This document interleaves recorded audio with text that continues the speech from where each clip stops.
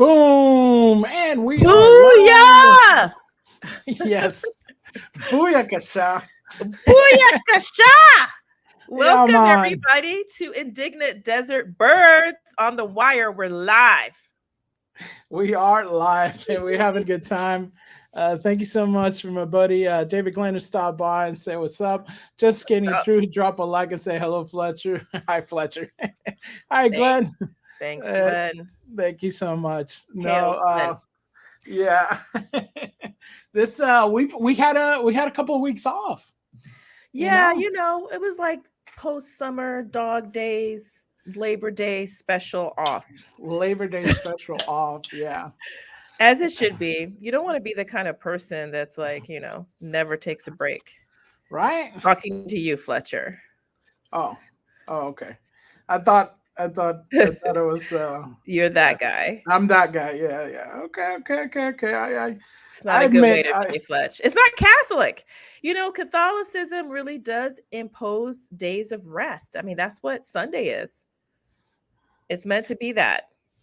Yeah, it's funny because it's like growing up, you had the Catholicism side, but then you had the South American side that said, yeah, that's not a thing. You're gonna have to work. So I don't know. I felt like I'm a little conflicted on it because you're like on one side you kind of go, yeah, days of rest. But then the other side says, that needs a little bit doing here, and that needs to be doing a little over there. So shouldn't that get done first? So no, rest is important. There is something in our culture that definitely highlights and lauds. I mean, it's not good to be lazy, but there is something about us that kind of sometimes tends towards imbalance in work and not spending enough time with family, friends, or just by yourself. Like leisure time is actually really important to democracy. I know that sounds crazy, but there's actually a book about it. Maybe Fletcher, you and I can read that book. It's by someone named Joseph Pieper. He's a philosopher. I think I'm saying his name correctly. And if I'm not, let me know in the comments. He's a famous German philosopher, and he wrote a book that I know is famous. He's written a couple of books. Well, obviously he's a philosopher. He's written a lot of books, but He's written 2 books, I believe, Fletch, on the idea of having time to contemplate by the citizen. Okay. And one of them is called Leisure. The other one, I can find out the name for you guys if you're interested, in which he basically says, you really can't be a democratic citizen if you don't have some time to reflect and think and meditate. And that's the problem when you have an economy like we have, where everyone is running around like crazy, working crazy hours, working 2, 3, 4 jobs. You don't have time to even spend time with our families, let alone think about how do we make our republic better. And there's something wrong about that. God called it from the beginning. He took a day of rest, even though he didn't need to. Like people say, God took a break on the last day and he wasn't even tired. Something to think about. So anyway, all right. For our friends, that's why we were gone. We took a week off, but we probably won't do that for a little bit unless something, God forbid, would have come up. I wanted to say something, Fletcher, today about today's. I know we like to start with a holy day if we can, since we are, just to remind people, because we're still a new channel. We are Fletcher and Ursula. We are Indignant Desert Birds. If you look up the poem by William Yeats called The Second Coming, it's a great poem. It's about how in the later days, things are just going to fall apart. And somebody has to kind of look to what's happening and kind of talk about it. And we're like those birds. He mentions the Indignant Desert Birds, kind of like looking out at everything happening.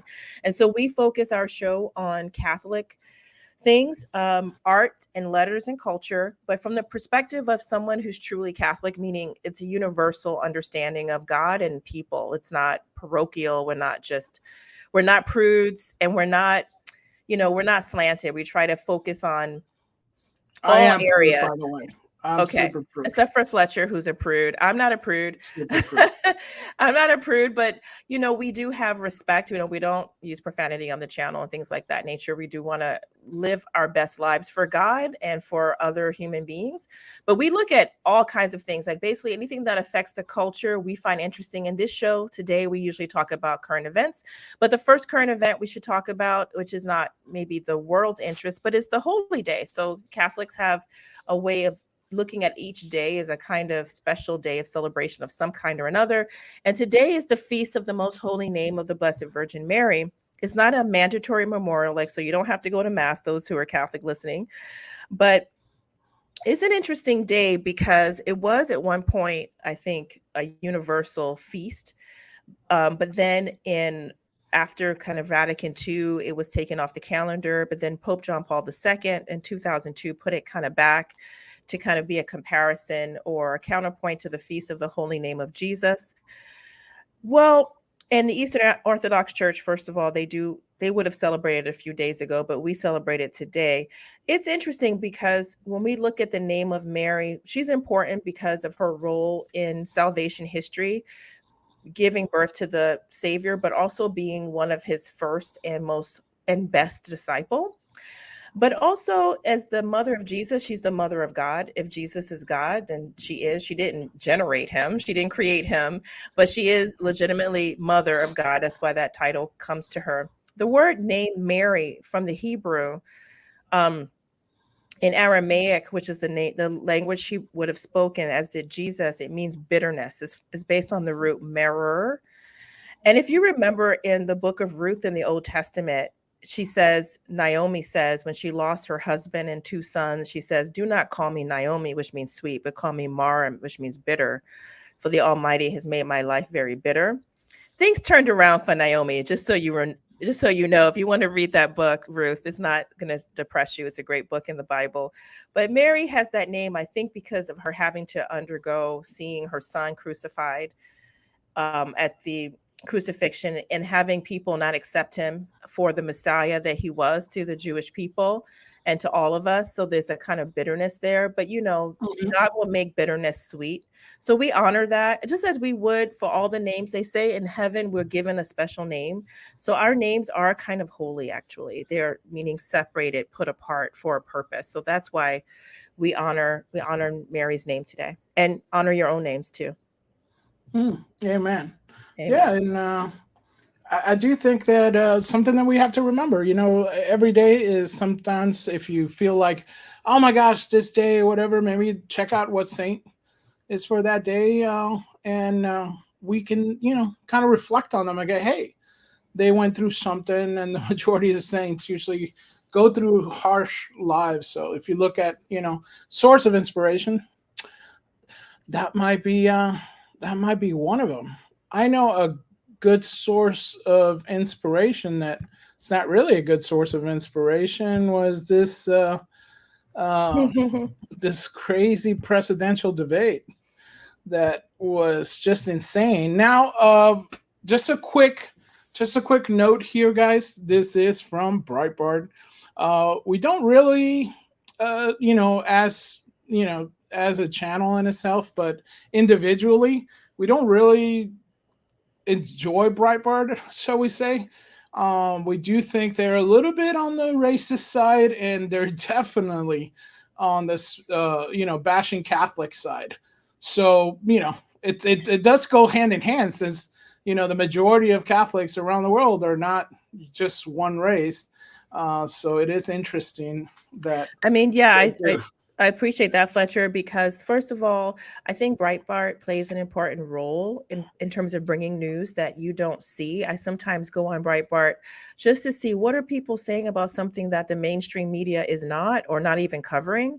But then I'll read the comments and I'll be dismayed. I don't know if Breitbart is necessarily racist, but I do think a lot of the comments say outrageous things. Like I read one just today that said something that Blacks should be, still collecting tobacco and smell bad. And what was the other thing it said? Oh my gosh. Well, Andrew Breitbart seems to be like a cool dude. I think whoever's running it now, I don't know who's running it, but obviously they have developed this whole kind of following that's really toxic towards I mean, you know, the what blacks, bothered me was Latinos. that, yeah, Yeah. what bothered me, Fletch, was that, I mean, I forget the rest of what he said. I think ugly, smell bad, and something else in relation to this one person who was commenting on The View, I guess, or I don't know what mainstream, you know, malarkey, that this one Black constitutional scholar was saying that Trump supporters are despicable. Now, I don't agree with that. This was a Black man. He has an afro. His name is Elie Mystal, I Oh think. yeah, they were And he was on CNN, I think. okay, so I think he might be one of their correspondents. So here's the thing. I don't agree with that. I'm have Black in me. But to say that, to insult his race rather than what he's saying is despicable. And then you make true the lie he's telling. Trump supporters are not despicable. Trump supporters come across all kinds of different people. There's some that are despicable. There's some that are honorable. People have different reasons for why they might support a candidate. I think it's terrible of him to paint all of them with one brush. In fact, there are many Black people who support Trump. Is he calling them despicable? But the despicable comments makes me think Breitbart is not a good place for people to go. As you said, Fletcher, Catholics come in all different colors, so we can't really support racism. No, it's kind of unusual that you know, it is supposedly bastion of free speech and all, but they do have to, you know, we're not saying we have a thin skin, we're not saying we can't take it. Um, the whole thing is that they have become a little bit engaged in that a bit too much, should we say? But And it's a you know, shame because I'm not against hearing from conservatives. I'm really not. And I think Breitbart has a lot of good it can do. But you had a purpose in bringing up the story. I'd like to hear it. yeah, but of course, like always, you derailed my story No, with I didn't, something else, you know. Fletcher. No, I And didn't. it's like, you know, and I'm making your story broader. Let's hear it. Bring yes, it back. well, you brought this up. Oh, okay. Oh, okay. There it is. That's the one. Ellie, that one would think are career ending. The way he desecrated Arlington National Cemetery would be career ending for a normal politician. But his constant lies. But even this piece about saying, well, my building was the tallest until, you know, they brought down the World Trade Center. Now it's the second tall. I mean, everything he does is despicable. The reason why it doesn't end his career is because his supporters are just as despicable. All right. Like Trump's whole thing, he's a narcissist, right? And so his whole thing is to have a complete lack of compassion and empathy for everybody else. It's all about him. That's why he lies about 9/11. It's all about him, me. He's probably the least compassionate president we've had in 200 years since Andrew Jackson. All right. Whoa. So what do you make of that, Fletch? And then I'll tell you what I think of that. Yeah, I mean, I've told you some of it already. No, right. And I think, you know, Mr. Ellie, you know, he comes in passionate. It's funny because I'm on a few live stream and stuff. The other day I was with Brandon Maxwell and Latino Slant just in the back modding, and it was a political show. And you could tell how passionate both sides are because, you know, both sides are communicating and they're both passionate about their candidate. And you can see here, he's passionate about his. But this is the kind of rhetoric that's been going on in politics. The one thing that it surprises me, though, is that people keep talking like this is a new thing. Because I remember, I forgot what I was doing, but I had like this deep dive into like old political campaigns. And one day maybe I'll do a video on it. But you have to see, like during the Civil War in the United States, or even before it, they had the most outrageous things that they would say one about the other on newspapers that were horrible. So the people that are saying, well, it's social media and today it's the social media doing this toxic things, dude, go back pre-Civil War newspapers and read the stuff that they would say about the candidates back then. It was horrid. So you're like, this stuff is not new. It's just that it's on everybody's hand now, and everybody can have a voice instead of before you had to have a printing press and you had to dish it out. And I mean, Andrew Jackson and Hamilton, would be out there, posting dank memes or something. If people think like video games and the socials are, the evil of the world, it's just a tool, bro. It's just like anything else. These fools are just, they're doing, he's voicing his opinion. I don't agree with him. You don't agree with him. We have no problem about him saying it. We are not going to go in there and go, well, you smell bad and you smell like tobacco. That is such an old school thing. I mean, it's almost like those Cuban like insults, because, in Cuba, they used to be like, it used to be known for like tobacco, after the so-called revolution over there. And it's just such a, you have no imagination. I would say that to the fellow races out there, whatever it is that wants to hang out. It's like, dude, get better material. So what they were saying, Fletcher, was that we should still be picking tobacco, which is a mistake because actually most blacks were picking cotton. That we smell bad, generally not smell like tobacco. But I take your point. I think they go together. Many of the comments on Breitbart were saying that like really negative comments about his hair, which is natural. Some said it was a hairpiece, which I don't think it is. What? No, okay. And that it's a Brillo pad, or it would, Brillo I mean, pad. it's one thing to make funny jokes, but another thing to like, again, here's the thing. Mistel is wrong. I mean, as far as to take down Mistel. Oh, okay. That was Mistel. Yeah, Mistel. But listen, the fact is, Trump very well may be a narcissist. I don't know. But as far as his being the least empathic president, I think that's incorrect. I think that he's done a lot of things for various groups that show a sort of compassion. I don't know if he means his personal. No one really knows what someone's personal feelings are. But if by lack of compassion or empathy, he means haven't done anything, gratuitously to help people that he doesn't have to, including a lot of job creations for Black Americans. We don't have as much of a voting share as some others. So I have to think of that as in the category of compassion. I don't know when he says since Andrew Jackson, I don't know exactly what he means by that, but I do think that, there are a lot of presidents who've done good, but they don't always have ultimately compassion in their hearts. Look at someone like Lyndon B. Johnson. He did a lot for Black people, but I don't know that it was personally motivated out of compassion. I think it was motivated out of certain kind of political aims, and many of them really hurt the Black community. All the expansion of the welfare class made really, I think, undercut a lot of us. As far as like all the people who support Trump have to necessarily have the same narcissistic impulse, I think that's a real mistake. I'm sorry that he went this tack. I actually respect him, but I don't respect what he said here because, again, there's a lot of people who support Trump who just want their jobs to go back to what they were before, who want to have the gas prices be down, who think that he can do that. So to say that his supporters are despicable because it reminds me of Hillary Clinton calling everyone who supported Trump in 2016 deplorable. I mean, who were you to say that? How sad for you to say that. And I like what you said, Fletcher, by saying this is not new, basically calling names and calling people, terrible things and making character assassinations on political bases goes way back. It's not a new thing because of social media, but how shameful. This is a man, I believe, who went to Harvard. I know that you can express yourself better than this. You don't have to paint with a brush of negativity every person who supports a candidate that you don't like.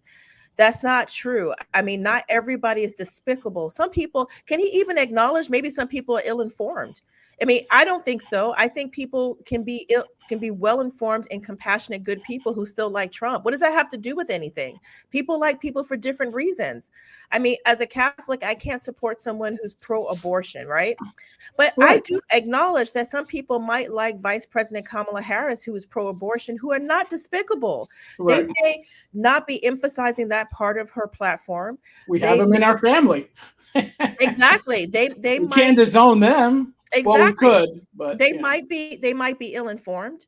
They might not be as jazzed about that part, but still think she brings other things. That could be the same thing here with Trump. Just because somebody likes Trump doesn't mean they're a despicable person, even if you think he's despicable. So stop it. You got to be kidding me. That's insane right there for him to make that kind of comment. And so I think he does invite negative comments back. I think that's horrible. I wish you hadn't said that, but I also don't like that Breitbart commentators seem to be focusing on this man's race and saying something back to him. That's not the problem. The problem is the words he said, not the ethnic category he falls into. Well, I think that's what kind of we're kind of doing a unintentional, maybe like a parallel of this whole two divides. Because on one side you have Breitbart just attacking race, and on this side you have, MSNBC's, these fools, just basically attacking, mental acuity or just basically calling people horrible. So in a sense, they're both sides are doing the same thing in their own way. And I think it goes more along the lines of what we were saying with the debates. The climate around politics has always been very divisive because that's the reason for it. You have to entice one person to come to your ice cream shop. You know what I mean? It used to be kind of like, oh, you have a lot of ice cream shops in the block or something. That would bring more people in because now it's an event. But for this, it's like, no, there could be one winner. So, one side has to tell you the other side is just crazy, right? You're like, nah, son, don't go to that ice cream shop because that ice cream shop, man, there's the sprinkles or they're asinine or something. So I think you have this divide where you have one side, always selling it like gloom and doom. It's always been, like a gloom and doom scenario, I mean, you get Lincoln in the ballot, forget it. He's just the slaves are gonna overrun and kill everybody. Well, they actually said about Lincoln too that he was, I think, a tyrant, but also they called him Lincoln Africanus. So they insinuated that he himself was an African. Oh yeah, there was all kinds of comments, but we have to move past this, Fletcher. Yes. Just looking at this makes me mad. Just thinking about what they said. By the way, his hair is fabulous. The least bad thing about him is his hair. His hair is great. Yeah, so there you go, Breitbart.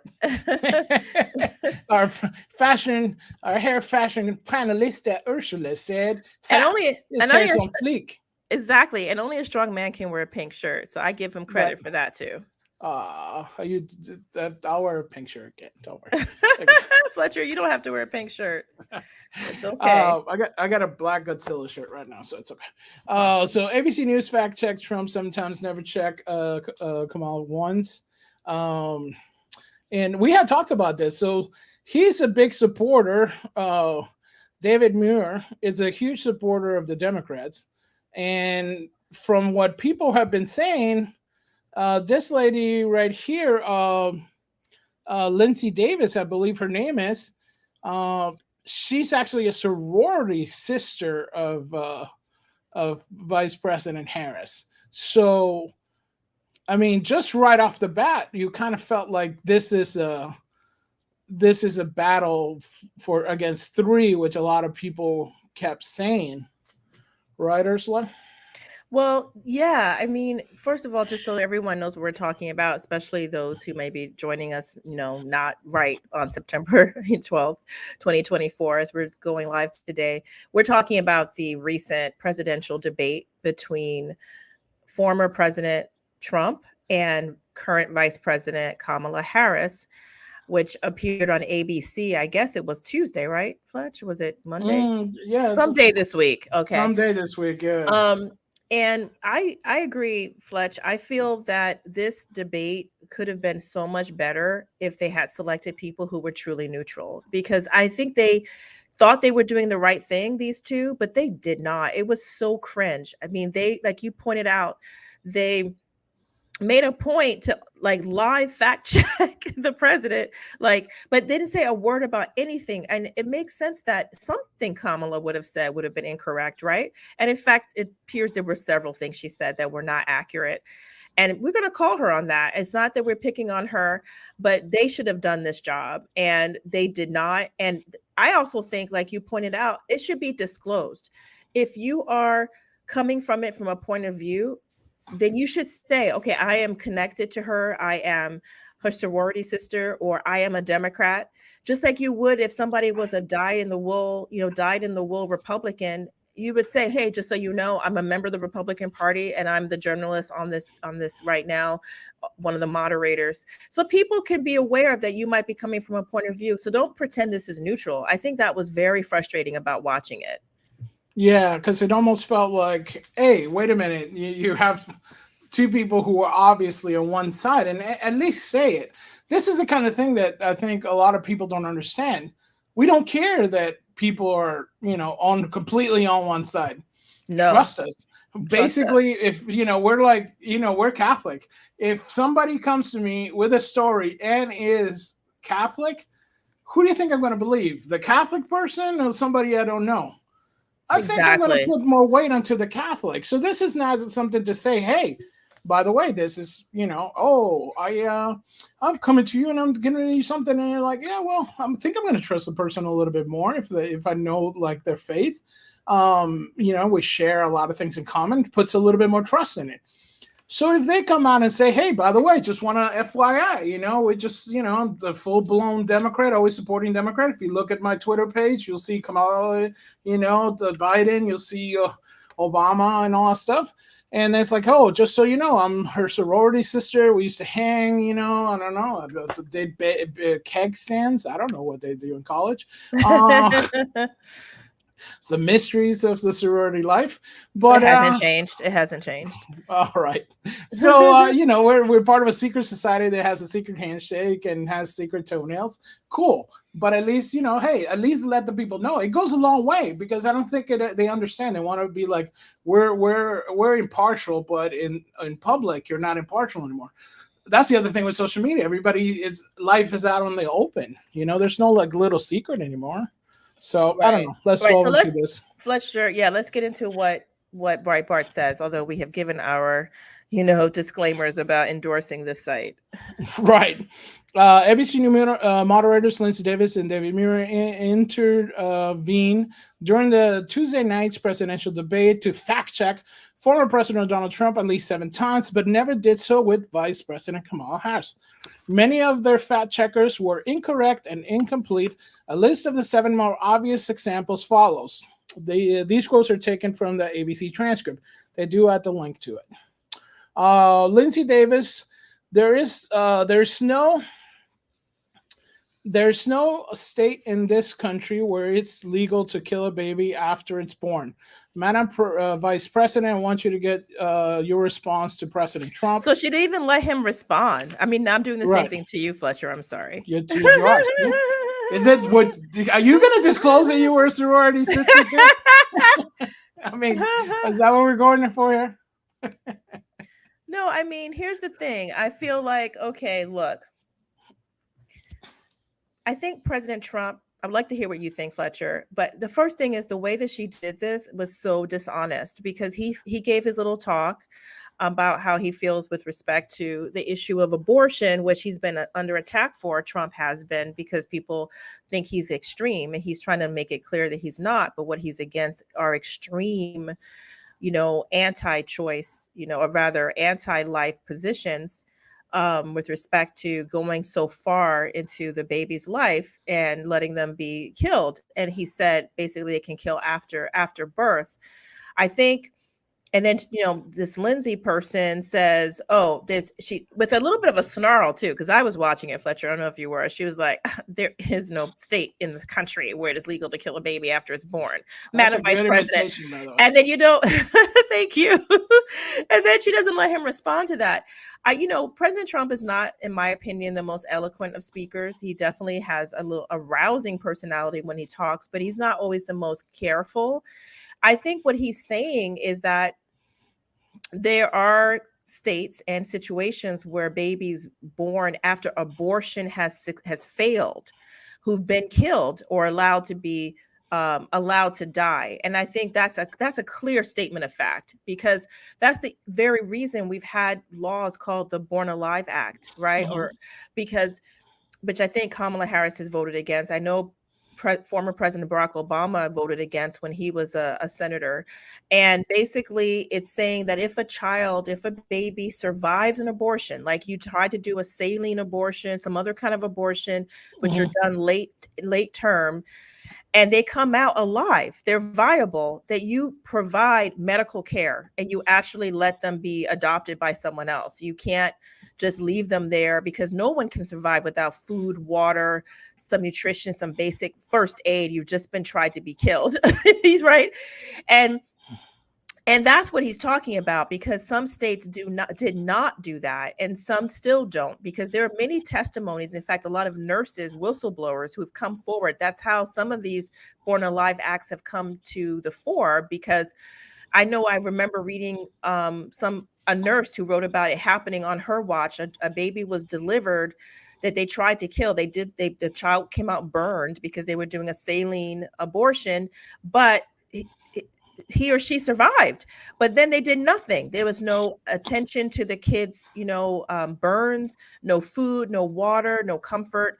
And they said, you can't do anything because the child was meant to be aborted. And so that's what I think Trump was getting at, to say she's being disingenuous, saying there's no state. That was a kill. That was a kill, because if you leave a baby with no food or water or attention, it will die. So that is the same thing. And I mean, I'm not certain that people don't actually do another step to kill it, because they've actually, not to gross everyone out, but there are already in partial birth abortion that you kind of have to, I mean, this is well known. You can look this up, you all. Planned Parenthood actually had it in one of their legal documents where they said you partially deliver the baby and then leave the head in so you can do something to kill the baby before it's all the way out. So don't tell me that it is not legal. You're just playing games now with semantics, that you can't kill a baby after it's born. I mean, most Americans don't agree with that. I mean, so stop lying, because that's what Trump, I think, was trying to say, which he said inartfully maybe. But most Americans think that's going too far, even if they want to leave abortion, the way it is. And that's what I think he was trying to say. Yeah. And it's just one of those things where if you're going to fact check one side and then the other side doesn't get fact checked, it just, maybe it smells a little weird.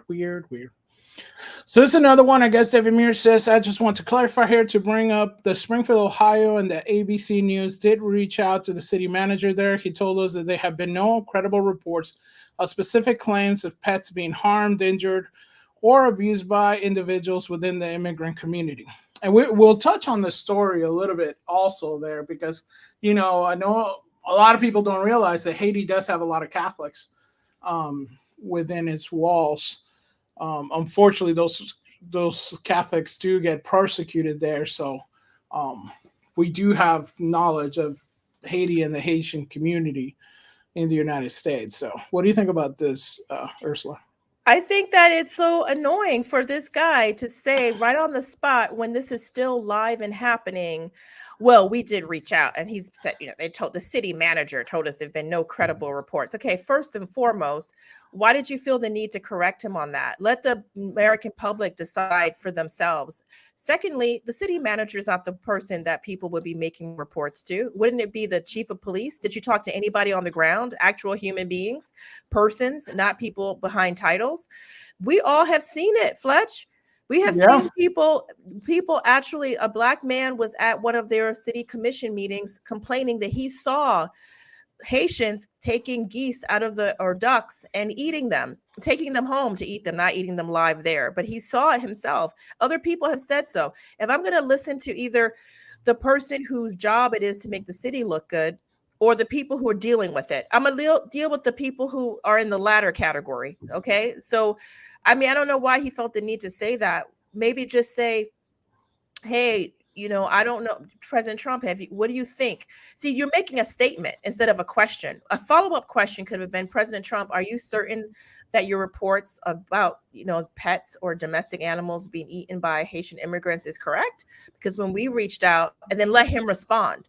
But no, you felt the need, you had to like hit him over the head and be like, we reached out just to clarify here. Just to clarify. We saw that there's no credible reports. Man, there's a voice. You're killing the voices today. I barely watched it, and then they were like, I think that's exactly what he sounded like. I mean, the snark was so strong. I mean, I thought moderator meant neutral. Am I wrong? What? No, that's just the Webster's dictionary, definition. Moderator means, activist for the other side. Okay, I understand now. Yeah. You never know how they update these dictionaries. That's how they do it. That's just how they do. Yeah, let's go next one. Like, do you want to read it? President Trump, as you know, the FBI says overall violent crime is coming down in this country. Oh my gosh. I'm sorry. I'm gonna have you read them all now because it's way much better than I'm doing. But you take the next one. Okay. Yeah. Okay, can you address that, Fletcher? No, I know you have an interest in criminal justice, so why don't you tell me what you think about his comment about the FBI's crime statistics or whatever. Yeah, and it's interesting because it's not. With statistic is basically any you have to include the data. It's my favorite economist, Dr. Thomas Sowell, says, what are the parameters? What do you want to make of it? You do have to get specific, and I think what people don't realize is that the statistics of crimes being committed by people that basically are here not under good intentions, that the statistic is 100% of the people who commit crimes while here illegally it's 100% a statistic, meaning if they weren't here, the crime wouldn't have been committed. So what statistic are you referring to?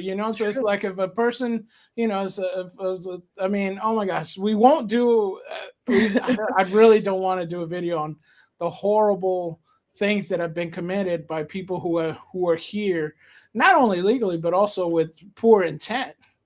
And it's not good because, if you're not here, then you can't commit that crime, then it's 100% preventable. So I think that the whole statistics that crime's down all over the country, what crime is being reported? Because if you live in any major city, you see, I mean, I'm in a small town right now, and I can tell you that, there's high crime. And it's a small town that didn't really have that much crime. If it's a small town, like you're saying, it's like Springfield, Ohio, you would think it has some crime, but when there's a few more crimes, that means crime is up 1,000%, right? Not everything gets in. FBI, really? FBI is like so overwhelmed. It's so understaffed in certain parts, but it's proven to be a little bit unreliable in actually pushing some narratives because the FBI has now become a governmental arm, a political arm. I mean, come on, 90%, what is it? The government workers are 90-something percent Democrats. So it's just what numbers are you looking at? I'm just whatever. This one is kind of annoying. So I mean, just one final word on that. I think President Trump did respond on that one. He snuck in. I'm not sure about it. Maybe he did on the city manager one where he says, well, he's going to say that. Right. I don't know if he got a chance to deal with the FBI. I think he might have said they're not fully honest in terms of how they report. Yeah. I guess my question would be, I don't know if that's true, but I do think that our perception is not false. And we have seen, as you said, literally people who have come into the country, as you put it, I like that, with ill intent, committing crimes that would not have occurred but for their being here and for having a very lax border policy. And I think that is what he's getting at in part, and that's a concern to people. So I don't think he should not, talk about that if that's what he's running on. So why are you criticizing that as far as bringing up some FBI statistics? That's not what he's talking about. He's talking about the fact that in people's communities, which may not rise to the level of FBI statistics, and like you, Fletcher, I do think, what are the parameters? Because when they say overall violent crime, what do they mean? Are they including in that, I don't know, a certain kind of crime that maybe wouldn't register with, people coming over here, but they're not including? Like, are they putting in there, people taking people's pets or ducks out of the pond? Maybe that wouldn't make it to the level of violent crime, but it causes a lot of harm for people here. You know what I'm saying? No, yeah, I mean, and maybe it might be down, but it might be up. And like you say, in certain communities who are dealing with people who are border crossers, right? Maybe it is down. It's just sad because it means they're not getting to benefit from the fact that overall crime is down because they're dealing. So it's a lot of things that was just so cherry picked, the information, that I just feel that it was not right. But anyway, you were moving on. Yeah, so I guess the question about you as a president, not about former Speaker Pelosi. That was just snark. Yeah, and I think that was the Charlottesville thing, where it's already kind of like being the funny thing is I think Elon Musk even posted about this, how even the very left-leaning liberal Snopes already debunk that whole Trump inciting things in Charlottesville and stuff like that, and calling them good people or something. So even if the left is cherry picking these things, you're like, come on, man, come on. But they could is like, I mean, it's one of those things where I guess even there it says many hoaxes in her remarks, notably the Charlottesville very fine people hoax. I guess, well, there was another article that they did. Well, we can talk about that really quickly. I haven't followed it perfectly, but basically what Vice President Harris insinuated or stated about President Trump was that he said that the neo-Nazis attacking in Charlottesville from some years ago were very fine people, or that people who were against them and people that were for them were fine, very fine people on both sides. That is completely false. Even Snopes, which is a left-leaning site that does fact checking, has confirmed that former President Trump never said that. He said that with respect to, I think, a statue coming down in the town, that there were people on both sides who were very fine, who had different takes, not on the situation of the Nazis and those who were attacking violently people. That's crazy. Yahtzees. We don't say Nazis. We don't say the Yahtzees. Excuse me. Yahtzees. The Yahtzees. Yahtzees. Yeah. Yeah. Yeah. And so, I mean, they keep bringing up the same thing because honestly, a lot of people no offense on that side, I'm kind of in the middle. I don't have, one way or the other that I see things. And a lot of people actually on both sides, to be honest, have some low information. And so they, people in my family who say things that, like, even with the Arlington, which you mentioned earlier, where with Elie Mystal and Joy Reid or whoever, honestly, I don't think it's as simple as they said, because a lot of people from Arlington who were there that day when supposedly former President Trump was disrespecting people or being disrespectful of the place said that's not exactly right. And in fact, he was there at the invitation of military families who thought he was very respectful and came out. Honestly, I saw on X that they came out and said, we're against Harris. We don't think she did enough to honor our dead. And then you're now making this kind of political gesture saying that he was disrespectful, when in fact, we don't see that at all. So there's more than one way to see this. I mean, we may never agree, but it's, again, taking that like face value that like what they're saying is right. That's just crazy. Yeah. And then, of course, the fact check of David Moore on saying that I didn't detect your sarcasm. Wait a minute. That's a factual statement. That's you. That's called opinion. I mean, and I remember being in third grade, being taught that, well, not third grade, but I think it was sixth grade, being taught the difference between fact and opinion. They're not the same thing. If you say, in my opinion, you were not being sarcastic, that's one thing. But if you said, I didn't detect the sarcasm and you're calling yourself a fact checker, okay, we just have to move on. That's just crazy. Wow. Yes, wow. Total wow. Yeah, it's one of those things where like, okay.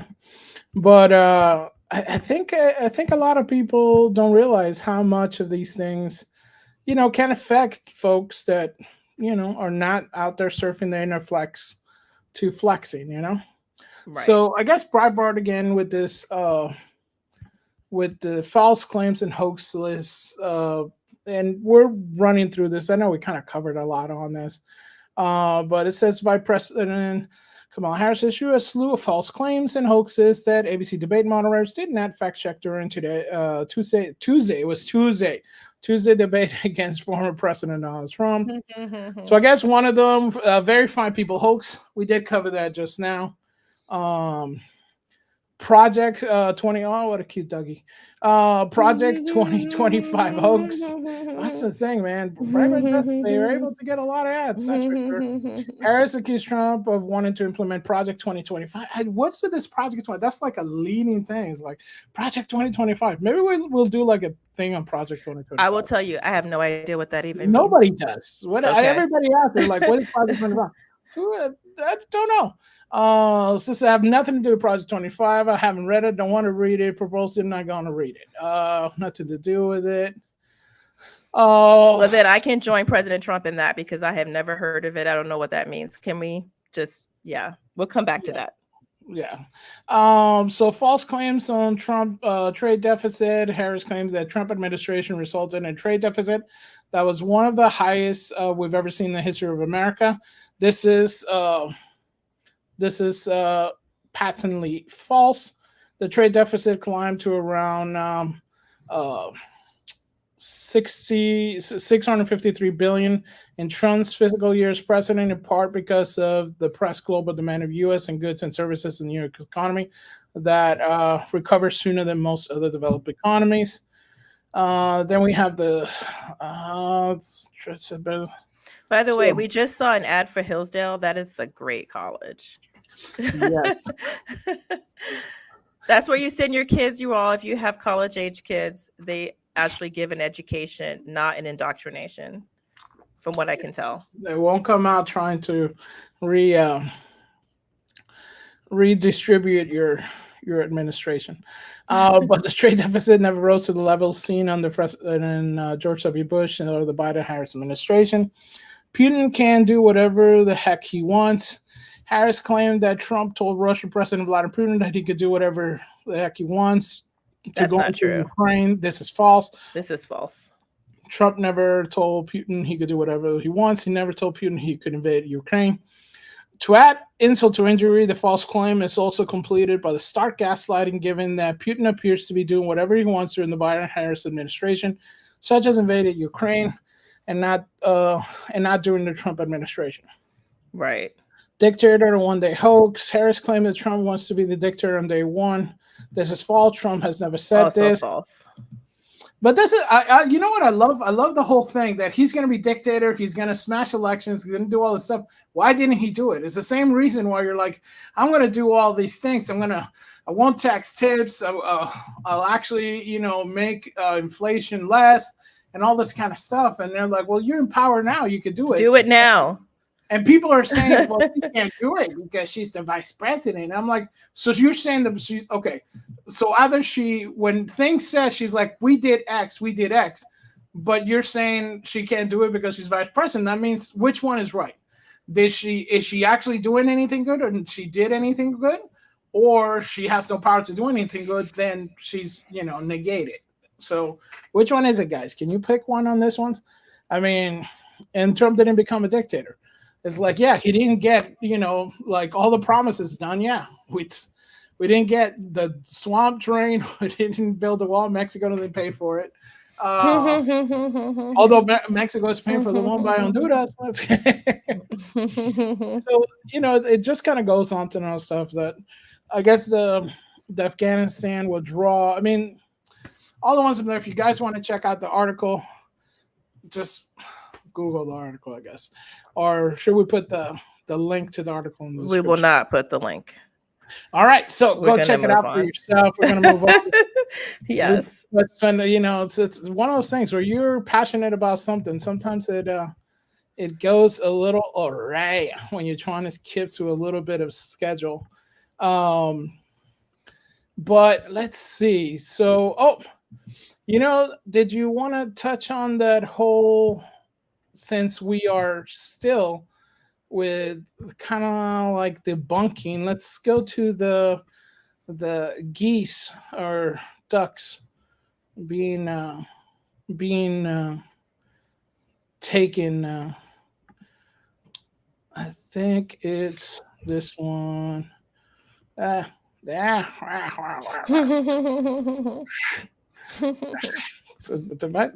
still can't find it. Oh, here we go. Boom. Exclusive. Police audio report confirms Asian goose hunting in Ohio.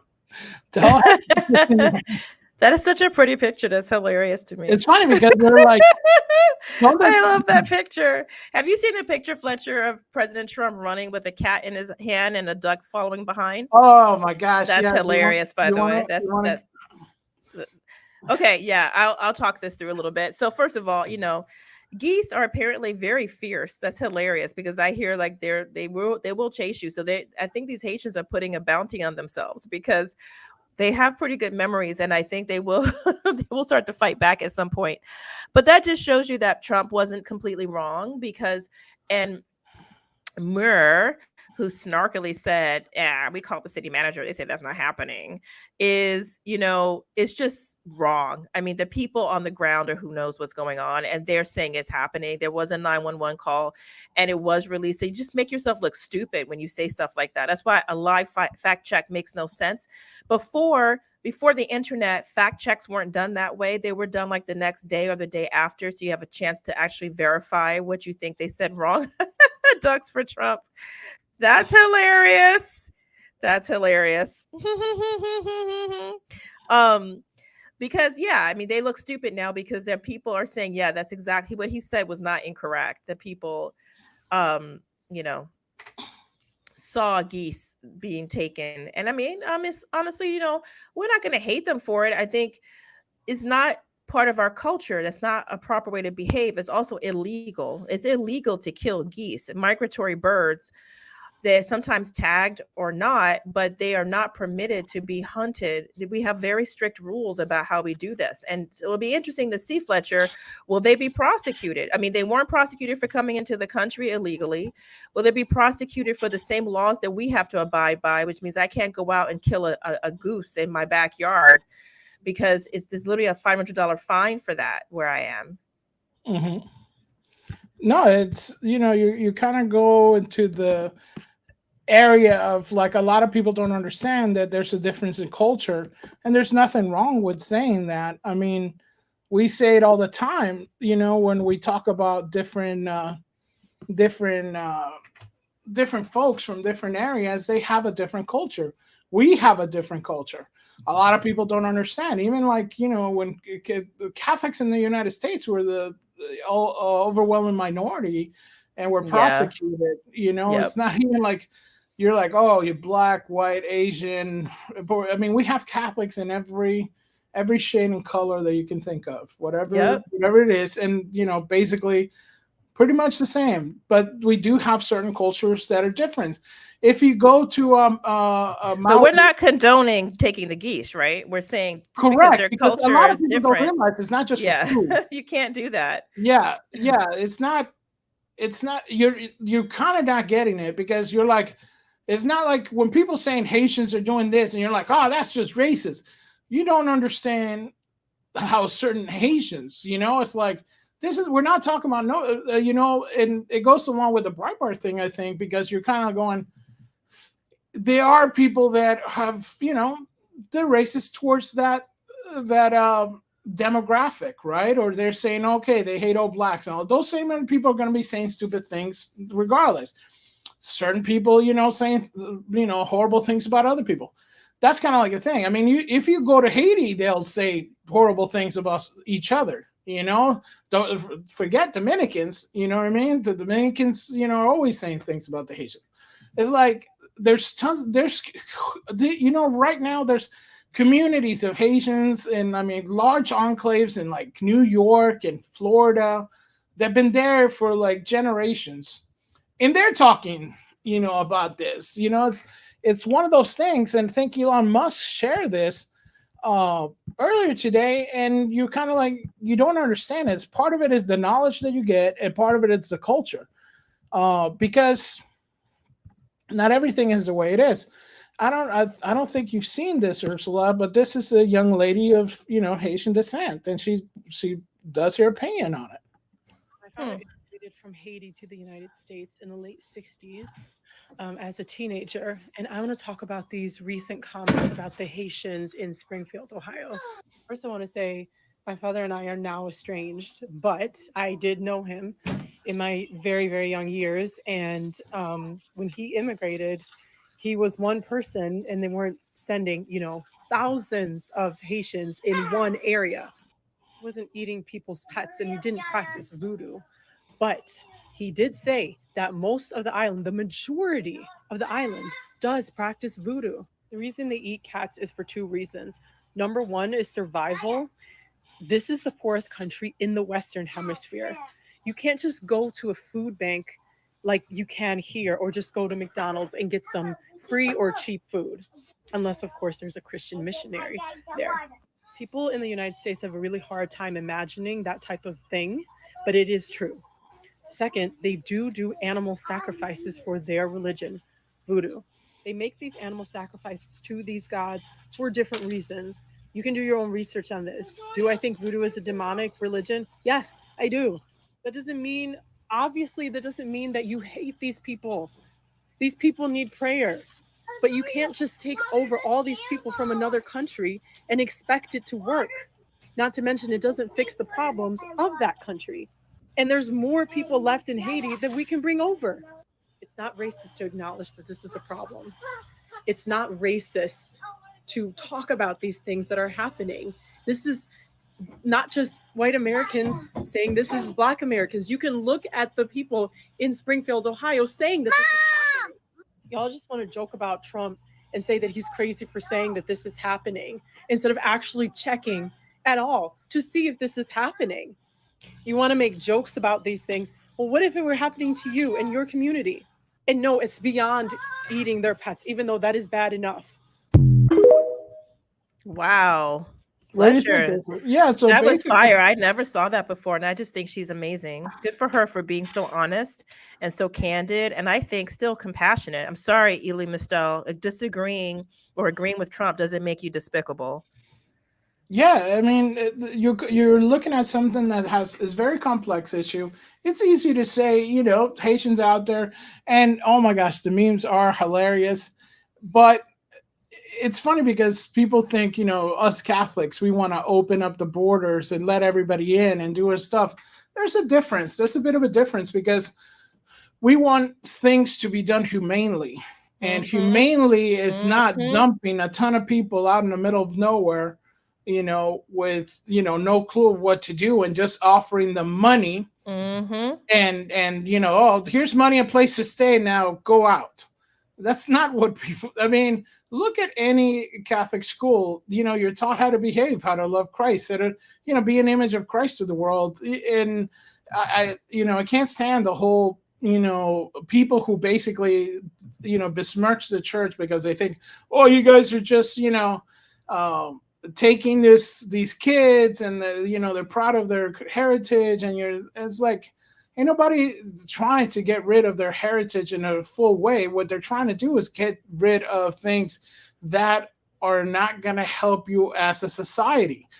There's tons of countries that are basically, still the way they are. And you have Catholicism that came in, and it's, I mean, I'm doing research on a little story because I think there's a Maori, the new princess, the Maori princess is who's now the queen, I believe.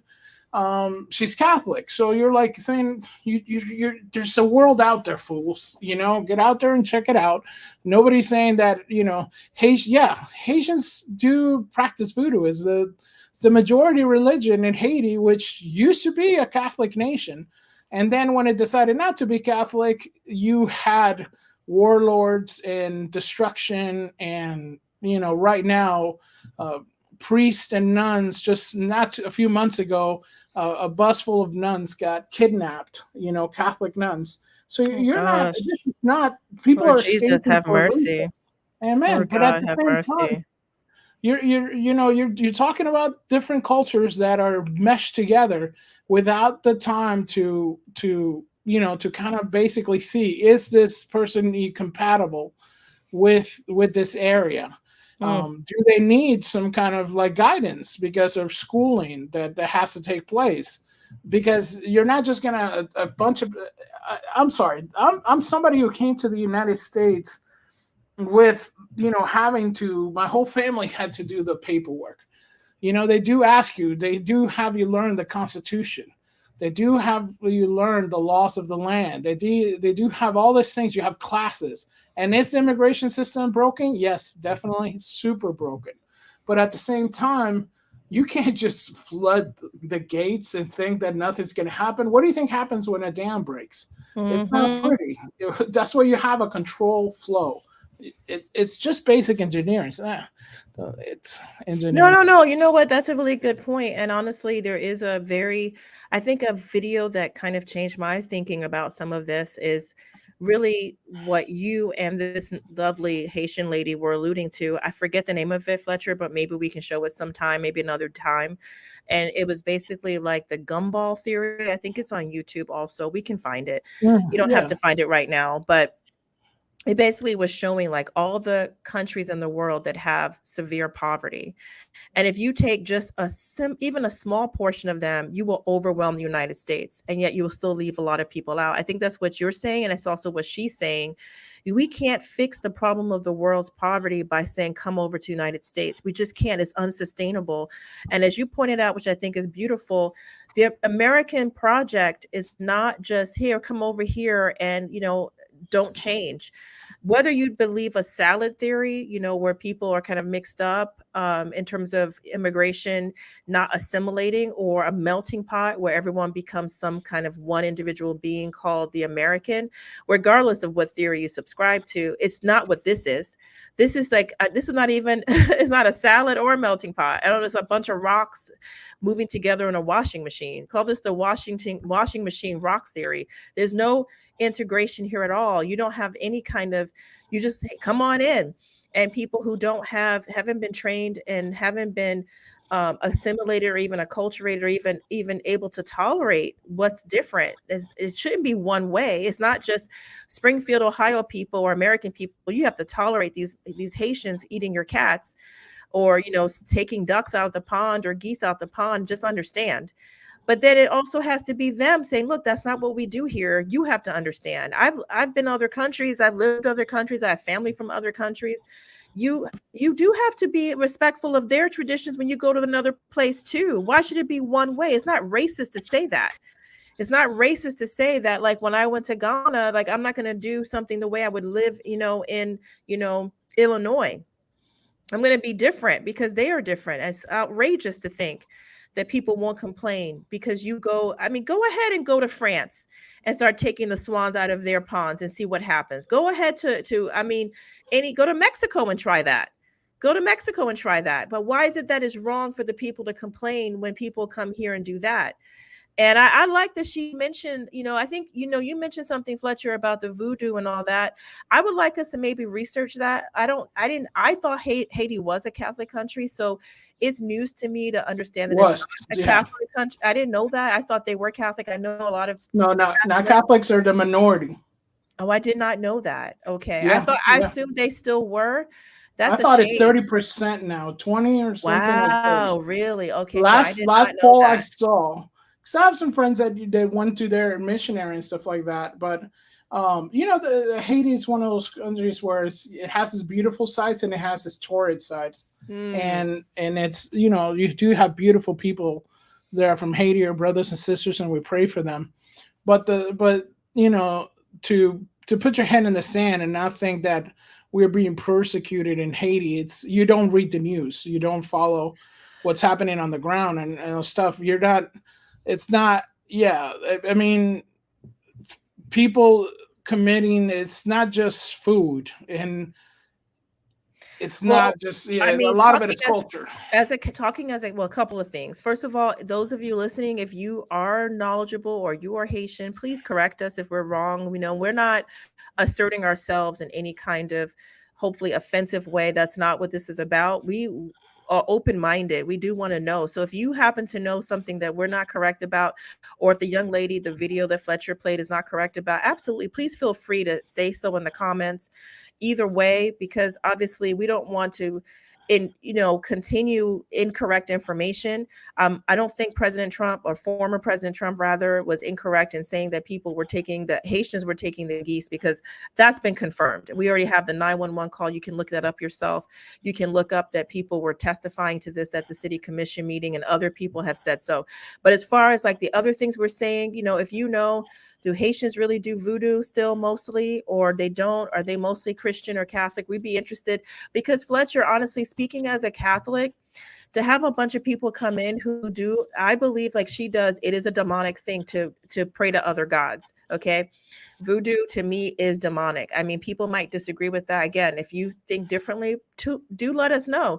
But from our Catholic perspective, that is a no-no. And to think that this is a Christian country. So if you're bringing in something that in a large number and changing the dynamics of the Christianity, that's something to worry about, because religion is culture. And I'm sorry, the Christian culture, especially Catholic culture, has been responsible for some of the best advances for women, children, minorities in the world, the best philanthropic advances. I mean, we've talked about this. It really is, you can't argue with that. I mean, that's what was so stupid with France bringing this anti-Catholic, Olympics.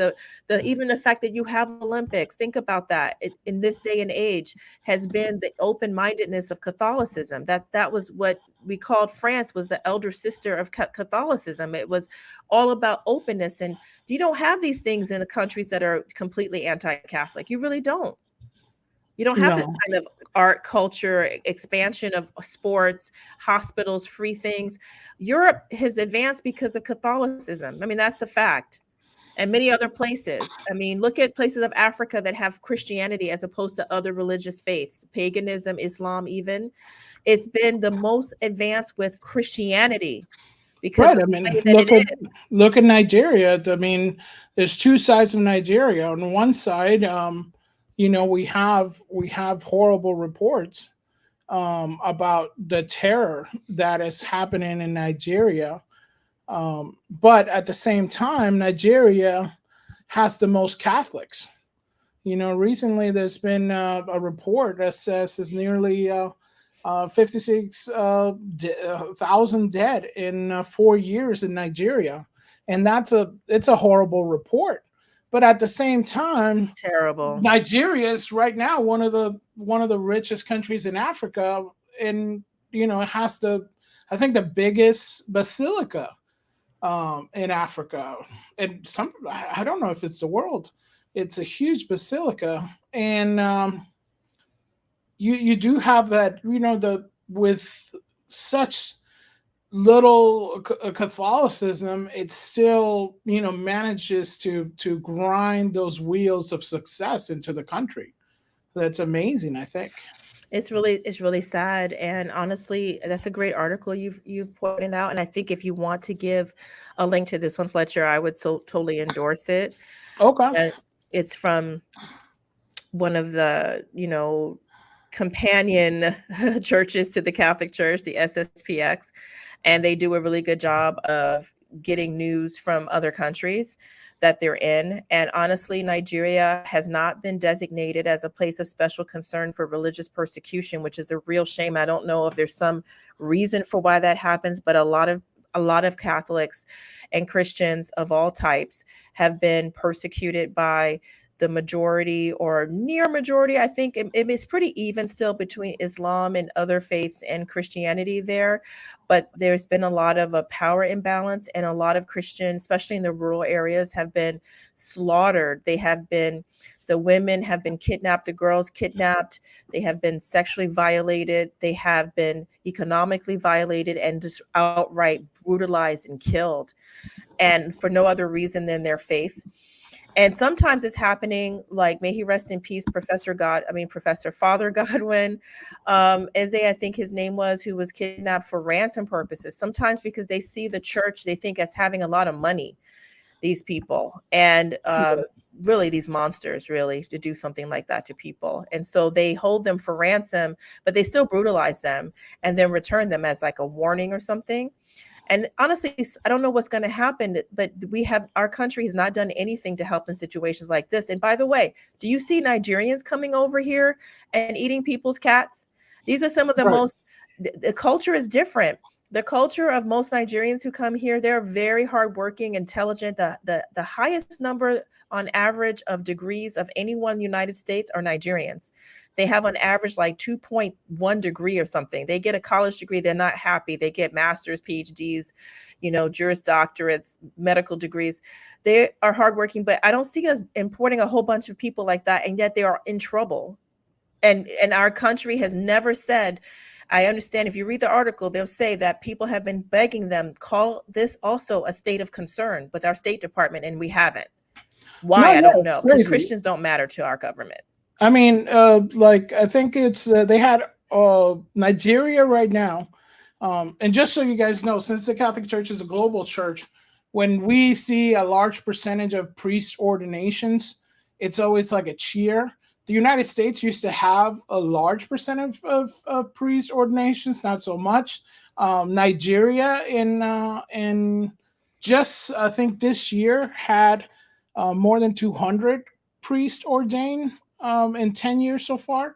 And I think South Korea is also matching that now. It's like, the church is growing tremendously in this place because people are looking for a light. And like Ursula said, we know tons of Nigerians who we're friends with, and you don't see this happening.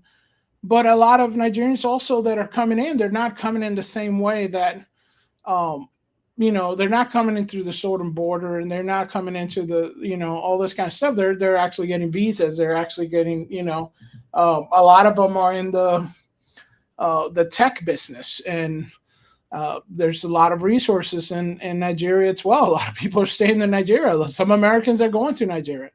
I mean, you have an island in Nigeria that I think it's, like Billionaire Row. You have basically people just rolling around in Bentleys and Ferraris. The world's very vast. Very. But the fact that we don't touch on some of these tragedies also because Nigeria is also largely Muslim, and the violence towards Catholicism, the one true religion, is huge. Amen. And a lot of people are not looking into this because they think this is a ethnic issue, because it's like anytime there's basically, as people would say, black on black crime or whatever it is, it's not really seen as anything. And people only seem to talk about Africa in like the amalgama sense, like it's just Africa, like it's not different countries. But in Nigeria, it's something that we've been praying for a long time, and we see that there's a huge tragedy in this, and we wish that the government of Nigeria would actually do something about this, and see the global community, since I know that Catholicism and Christianity as a whole is seen as the joke religion because we don't seem to stand up for ourselves. And we don't really, we need to stand up and start protecting our churches and our people, because we can't have this many dead, in just 4 years.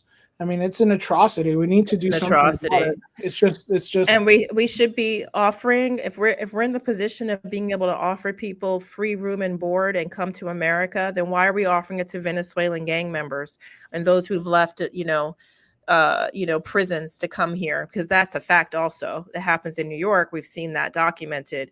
Where are the Nigerians? Why don't we offer them? Come over here. You can practice your religion freely.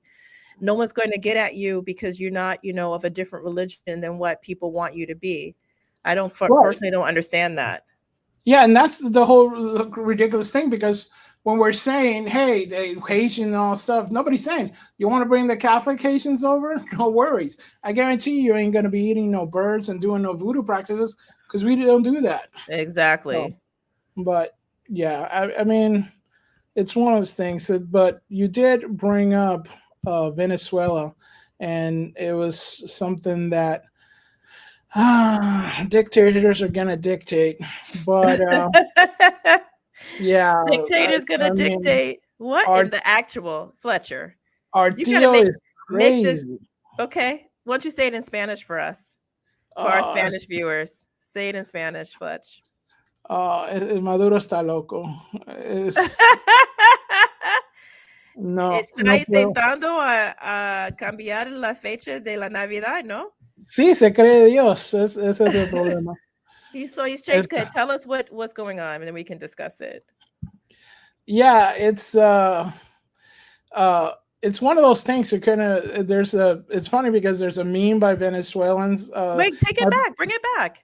Oh no, I'll bring it back. It's just there's a meme my Venezuelans friends send me, because it's him goes, please, can you just leave us alone? And because there just was an election in Venezuela, and people say that basically the side that wanted freedom won, but he kind of made it, things happen there, and he's over there going, no, Merry Christmas, fool.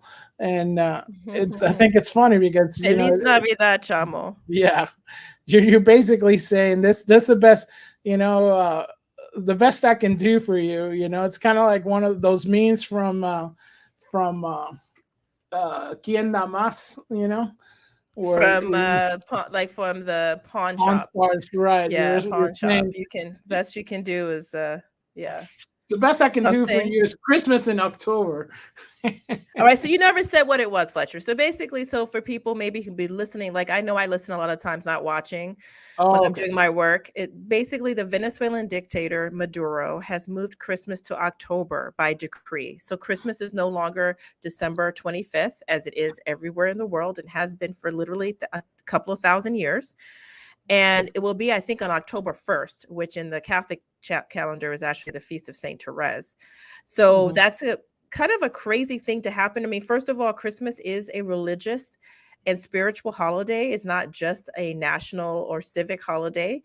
And I don't see how you have the right to change a calendar item that's literally a liturgical feast for, millions of people, and for Christians as well. And by the way, for those who are interested in terms of why it's December 25th, it's not arbitrary. Taylor Marshall has written, I believe, a whole book. And if not, you can find a video of his on YouTube on why the Catholic Church picked December 25th. Well, not picked it, but why we do believe that is the day that Jesus was born. Some people think we just picked it because it's convenient, or in some cases because it coincided with another feast that was pagan in Rome at the time. And those things might also be true, but in fact, there is good reason to believe that is the day that Jesus was born. And he explains it from his research. It is actually quite fascinating and I think very persuasive. But either way, that's the day that Christians around the world have celebrated the birth of Jesus forever. Who is this guy to say that you're not going to celebrate on the 1st of October? No, he's the dictator of Venezuela. I guess that's what it means to be dictator.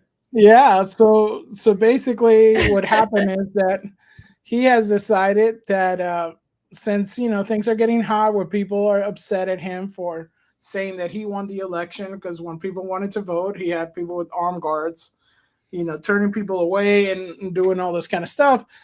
So now he feels like, hey, I'm gonna just do things my way. So in a dictatorship, there's always room for common sense, and the absurd can become the latter, and the law depending on the will of the strong man in power. And while Venezuela did have some poor imitations of an election this year, there's little doubt that the Bolivarian President Nicolas Maduro is the autocratic leader in this South American country, and thinly disguised as socialist dictators, thinly disguised.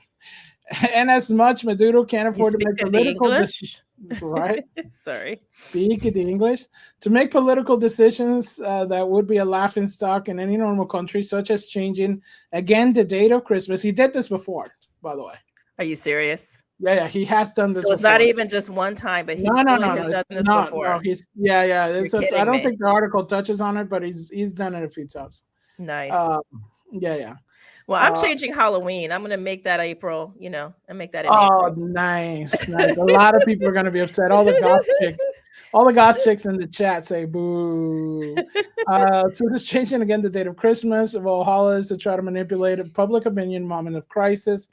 So I guess he has suggested thousands of critics are being arrested by the opposition candidate who actually won the election. So I guess this is not a bias. Gateway Pundit obviously is not biased, right? Who actually won the election, having an arrest warrant issued against him.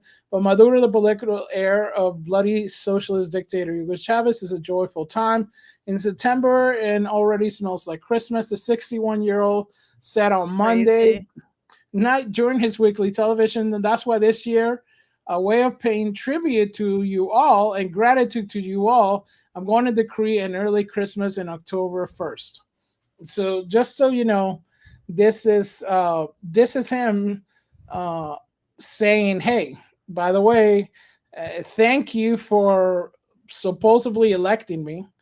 By you electing me, I'm gonna make it Christmas in October. Se cayó todo eso, pero quería que vieran qué bello. Mira esto venadito. Look at this. Look at this. Mira estos venaditos.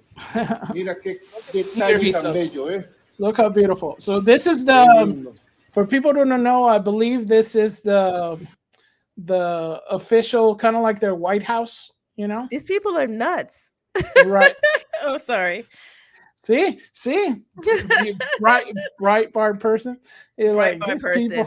I know. All right. I blah blah blah. So he decorated. We're gonna have good Christmas.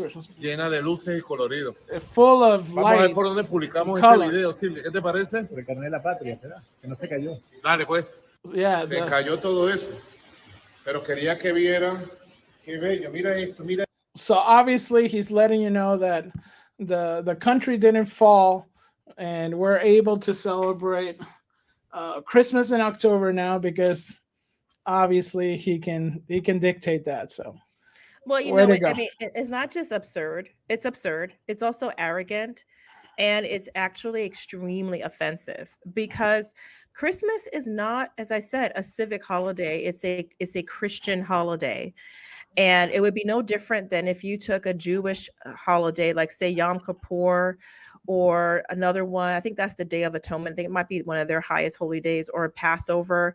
And you're saying, okay, it's going to be August now. It's like, no, dude, there's reasons that we have the holidays when we do, the special days that we do have to do with actual things from our religious texts as to what we believe they should take place, but also because of the kind of preparation that takes place, because Christmas can't be taken out of order. Before Christmas, at least as Catholic Christians, and I think a lot of other types of Christians, there's something called Advent, right? Where we actually pray, and there's a whole liturgical calendar in which we look at certain scriptures of the Bible that are about the final judgment and about the end times that we all prepare for and go to mass and hear about, and prepare our hearts, prepare our spirits, prepare our homes, prepare our giving, and all these things to get ready for Christmas. Christmas is not just an isolated holiday. And then on top of it, Christmas is not celebrated on one day. That's what the world thinks. That's how commercial people treat it. But honestly, that's why you have that famous song, The 12th Day of Christmas, because Christmas is celebrated for days. It's not just one thing. That's how commerce treats it. Because like Christmas is Christmas Day, then you get ready for the next holiday and they're selling everything. I mean, it's just astonishing to me that he would feel that he could do something like this. And I mean, you would think that he's a Catholic, right? I mean, Venezuelans tend to be Catholic. Supposedly, he thinks. Is he now the head of the church? Is he Pope also, that he can change a religious feast? It's one of those things too, where, you know, I guess when you're able to magically change the feast days, then why not? Maybe he will consider himself Pope now. I wouldn't put it past him. I guess the question I would have, if you're a Venezuelan and you are a faithful Christian, do you go along with this? Do you go to whatever he's doing for Christmas? Do you still have your Christmas in December like we always do? Or what do you do? Well, I'm sure you still have, like, you know, you still have the Christmas and all the celebrations.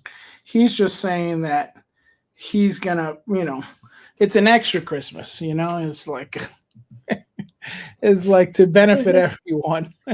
Okay.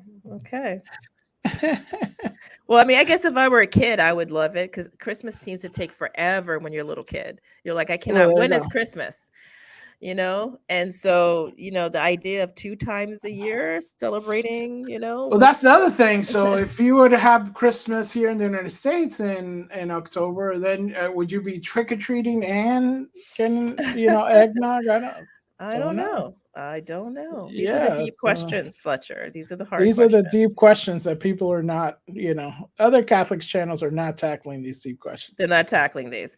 I will say, I think that if I were a Catholic in Venezuela, I would probably want to get some kind of spiritual advice from someone, you know, that I would regard as, you know, really orthodox, to tell me if I could take part in any of these farcical things, because I would not want to offend the Lord by going to something and, you know, with some dictator telling me this is Christmas.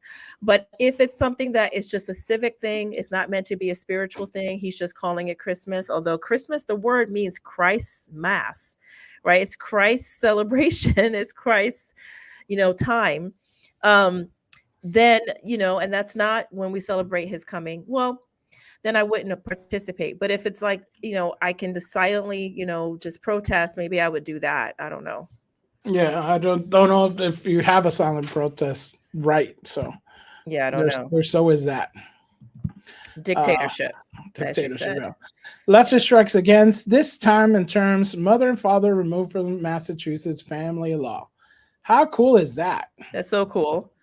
I mean, so what should we call mother? Hello, mother. Hello, father. Is it hello, breeding person with a uterus? Hello, father who gave sperm? No, you can't say father. It's like, oh no, you can't say father. What do you say? Hello, person. Did I say hello? Father? Did I say person? Person. Hello, what person? So it's probably like, I don't know. What would it be like? Hello, breeding person. Hello, sperm donor. I think that's horrible. I mean, maybe they had a purpose to it, but what is wrong with the terms we have used for time immemorial to refer to our mother and father? Why does that have to be removed from family law when you're dealing with mothers and fathers? I don't get that. What is this about, Fletcher? So basically they're saying that the great Rush Limbaugh uttered many profound statements, but one of them was very simple. Words mean things. They most certainly do, and the left knows it all too well. That's why they spent a lot of time tweaking the English language and changing the meaning of words. But in the era of woke, they have also begun just to erase the words that they can't twist into a new meaning or that they just don't have any use for. A new law in Massachusetts is putting this ridiculous practice on full display. So, according to Alliance Defending Freedom, the new Massachusetts law replaces the term mother with person who gave birth to the child and father with other parents. Oh, see, that's messed up. Can I just tell you why that's already messed up? Because look, mother is not just a person who gives birth to a child. What about mothers who adopt children? What about mothers who take care of children? What about mothers who actually are the intended parent after a surrogacy? Man, I mean, I actually know someone who could not give birth to a child. This is not something Catholics are allowed to do. I don't think she was Catholic, but she was a buddy of mine.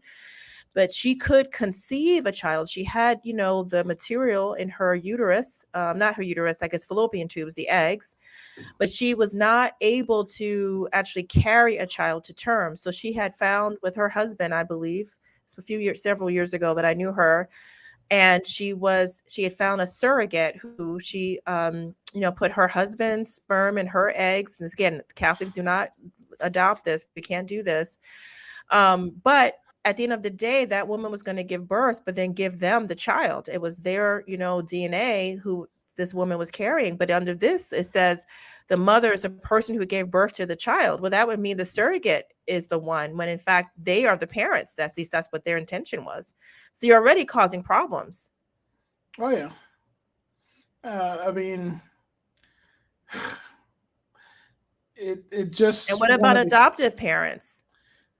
What Why about adoptive moms? Why are you trying to ask smart They questions? didn't give birth to the child, but that's their child. And under law, I know they are the parent. So again, see, when you update, sometimes you make it more stupid. Or make it stupid. It wasn't stupid before. I hate this kind of thing. I know a lot of, I bet, I'm not sure. Again, let us know in the comments. Please write a comment and tell us if you agree with us or not. I'm hostile to this. I understand maybe that the purpose of this is to not be so gender specific. And when you hear mother, honestly, that's woman. And when you hear father, that's male. So they didn't want to try to play with that. That way they can say two fathers or father, instead of saying father, mother, you can just say person who gave birth to the child, another parent. Of course, this doesn't address that either, because if you have two men who have adopted a child, or maybe one genetically fathered the child with the help of a surrogate or someone else, where does this fit? Which one gave birth to the child in the male couple? Well, if this is correct, it's not supposed to make sense. If ADF is correct, Alliance Defending Freedom is correct, and mother means person who gave birth to the child, then when you have two fathers? I thought you guys said it was okay for two fathers to have a child together, to adopt and or partially conceive a child. Then this whole thing is so dumb.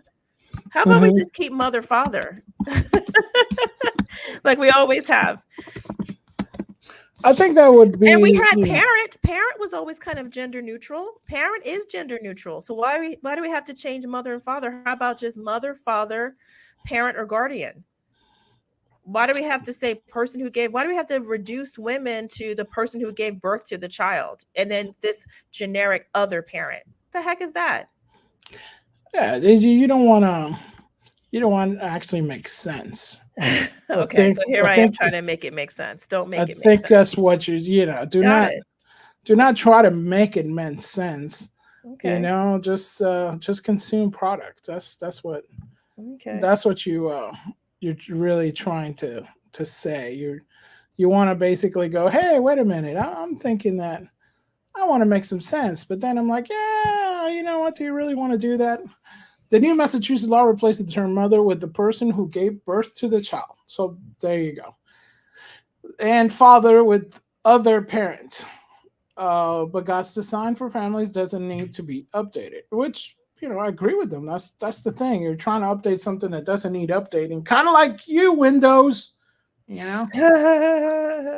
Oh, looking at you, Microsoft. How about that? But it just, the unmitigated gall of some people to think that, hey, it'd be great. That whole term mother, it's so 5 minutes ago. Why don't we just not do that anymore? Right. Why don't we just get rid of it altogether and call it something else? Wouldn't that be awesome? Exactly. And what are you replacing it with? That's the problem. How's that a better term, right? How is, person who gave birth to the child? You're just gonna go, this is my person who gave birth to me. Is that I mean, Hallmark is going to be losing money, right? Yeah. Well, you know what, Fletcher, we might need to get into doing some indignant desert bird greeting cards. Yes, that would be the next step. So the person who gave birth to me, the person who conceived me, the person who is in a relationship with the person who birthed me, and so forth. We can do this. Yes, no, it'd be great. And it'd be like, you know how special you feel as a father if you get, other parent card, and it's like, other parent. Oh, I love you, other parent. Here's your other card. That's awesome. Oh, thank you so much. That's awesome. Happy Other Parents Day in June. Happy Other Parents Day. And Other Parents Day. Instead of Children's Day, you have Clump of Cells that run around day. I mean, this is great. Let's clump of cells that became viable at some point, and the person who was carrying them, the birthing parent, did want them after all day. But you just showed just how terrible it is, because you're definitely saying fathers are irrelevant. They're the other parent. This is the person who gives birth. So it's all about the biology of being able to give birth, which is already very disrespectful to women. We're not mothers because, we do exactly what cows and other animals do. We're mothers because of the whole package, right? It's something more than just, you carried someone. And then fathers are more than just the quote other parent. That's so horrible to both of us. And that's just clearly what the Marxist communist kind of mentality treats people. They break people down. They make them less than full human beings. It's so disgusting. We need to move on, because I'm going to get mad. Well, I don't know how chill you're going to be after this. So it looks like a lot of pro-life movement. Just FYI, I'm not a part of the pro-life movement. I'm part of the abolition movement, which says, eradicate the whole thing. But I'm not part of the pro-life movement. I'm part of the Catholics. And we have a duty that we cannot support abortion. So, and I don't want to go to hell. I want to stay true to what my church tells me I have to do to stay on the path to heaven. So, but I'm not part of any pro-life movement. I was briefly, I think maybe after college or something, but I'm not. I admire them. I think you experimented in college. I experimented in college with pro-life. I did. I experimented in college. But I'm not part of their movement, but I do support them. I think, a lot of them have, all of them have the right idea, and some of them might deviate a little bit too far one way or the other, perhaps in being very extreme. But I understand why you would be extreme. It's a serious situation to take the life of an unborn person. So, but you were saying, this is really interesting, because I've been hearing a lot of this, Fletcher, too, that some people are upset with Trump, pro-lifers, because they say that he's, I guess, wavered or somewhat deviated from what appeared to be a completely pro-life stance. I've never thought of President Trump as being 100% pro-life, by the way. So to me, I'm not as devastated perhaps as others who really saw him in that light. I thought he had reasonable ways of dealing with abortion, that he thought it should be leftists used to say, it should be rare. And if you make it completely able to do it all the time, I mean, that's what Hillary Clinton even said, right? Safe, legal, and rare. So how did it get to we can go up to almost all 9 months in many states, or used to be, the federal government used to allow that. So, or having every state have to abide by one rule, which was Roe v. Wade. I think that he had the right idea to limit that, but some people are very angry about him not going further now. What do you think? Yeah, I think a lot of people, kind of forget that, Trump was a Democrat most of the life. And he was always had those, basically old school Democrat viewpoints, to where it's mostly it's a state issue. So the whole trying to make everything federal, it's a mistake in certain parts, I think. But, just commenting on this, let me read the article. So at this moment in American history, when life is on the line, When we are just under 60 days from the election, it is political insanity to attack Donald Trump on the pro-life issue. Now, I'm not going to imply that Lila Rose is a communist, as James Lindsay did, but to suggest that Trump Van's ticket does not stand with pro-life principles and that pro-lifers shouldn't withhold their vote, as Lila did, is equally outrageous. It's in an interview with Politico published on Thursday. Lila Rose said that she would not vote for Harris or Trump if the election were held today, and said that there are other candidates, even writing candidates.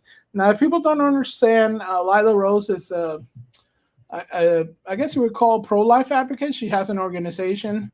And I know she has a YouTube channel, Fletcher, but other than that, I don't know a whole lot about her. Yeah, I believe she has a YouTube channel and she does a podcast, but she's what she calls the founder of Live Action. So Live Action is called a human rights movement dedicated to ending abortion and building a culture of life, according to her, site. And it's kind of surprising, I guess, but not too surprising because she is she's a podcaster. I think part of it, you could say she's promoting her brand, should we say, right? She's promoting her brand. I mean, to be honest with you, I agree with this article that, I'm not, again, this is from, I think, the Federalist. I'm not a big fan of theirs as well. I think they are, everybody getting roasted today. They're ultra, they're more conservative than I am comfortable with, but I agree with the person who wrote this piece that it's extremely naive and self-destructive if pro-life people decide that Trump is not good enough for life, and therefore they would stay home and make no choice. Now, on the other hand, I will say something that probably will surprise you, Fletcher. I do think there is something to be said for people who want to give, well, how should he say, a message to Trump or to the Republican Party to be more pro-life if they were to do a write-in candidate who was very pro-life the way they want. It will say, because I do know that third-party candidates, though they don't succeed in the United States, they really don't typically get anywhere. But I heard that both parties, both Democrats and Republicans, the major parties, will look to see who siphoned off their votes, to see what was it about that person's platform that attracted them and away from them. But I just think that she's doing it at a dangerous time because right now a lot is on the line. And if you are very pro-life, as she claims to be, then you have to know that Vice President Harris is much more anti life or, pro-choice than Trump. So it's a kind of dangerous game to play. You might want to do that in a lesser election to show your displeasure with how he's not going as far as you would like. Yeah, it goes to the side of basically saying, hey, do you want somebody that's completely going to gut, the system? But I don't want to be unkind. I feel like I'm going to be unkind, so I might have to do this in confession. I'll deal with this in confession later, but I just feel like, Miss Rose, are you doing this because you're basically a podcaster, just pushing for this pro-life movement, and if you have more anti-pro-life, you'll get more views on your channel? Is this it? I'm sure it's not, but it just seems like this is what you're going for, right?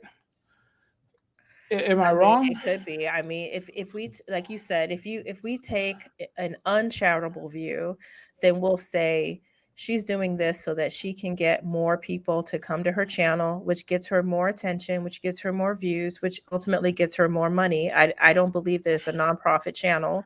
I have been to her channel once. It was a good interview she did with Father Spitzer on, I think, on one of the different phenomena that he deals with. You know, he's a Catholic priest who's very interested in phenomena like such as the Shroud of Turin, such as the, I think, incorruptibles, Marian apparitions, and so forth. He's a physics professor. He's very interesting. And she did have some, you know, some ads that seemed, I think, to generate income. I remember they were not all Catholic, which is fine, but I don't know. If we're uncharitable, then I think that's what we say. If we are charitable, we say that she's naive, that she was perhaps unguided in terms of making such a, because she has a big platform.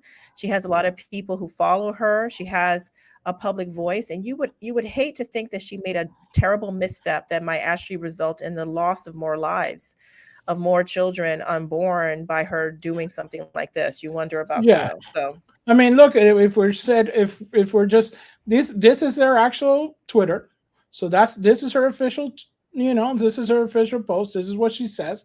President found her live action. I'm excited to share my podcast is relaunched, now available. This is this is what she decided to pin to her post, and by pinning it means this is the first thing you see when you come to her Twitter page. Excuse me. We discuss sex, relationship, culture, and health. Okay, so basically, it's not only about pro-life, right? It's not only pro-life. She's talking about sex. She's talking about relationship. Obviously, she's you know, she talks a lot about, but you know, she does have, you know, she does make herself, you know, attractive in the photos, you know, and she's got the whole lifestyle thing going. You know, it's 9/11, you know, she does not only talk about, you know, abortion, and she has her organization, which is called Live Action. It's like a human rights website. And, you know, that it's great, you know, it pushes a sound, and it has her, you know, her doing interviews and things like that. And, you know, selling merchandise. You know, there is an economic part of it. So, you know, like I said, it's not why are you doing this? You know, that's not gonna. I can see people like Ben Shapiro who are anti-Trumpers, and they want the Republican Party to be a certain size, and Ann Coulter stuff, who basically were like, okay, well, he didn't do what he said he was going to do, but they always had the stance. I feel like, I don't know. I mean, people can correct me. I don't know if President Trump has. I don't think he was ever like, I'm going to ban all abortions anywhere. He was always pretty much a Democrat about it. So he, you know, even like he said it, he gave it up to the states, which is basically much better than anything anybody else would do, especially better than the other side, who would probably try to make something federal again, like with Roe v. Wade. Exactly.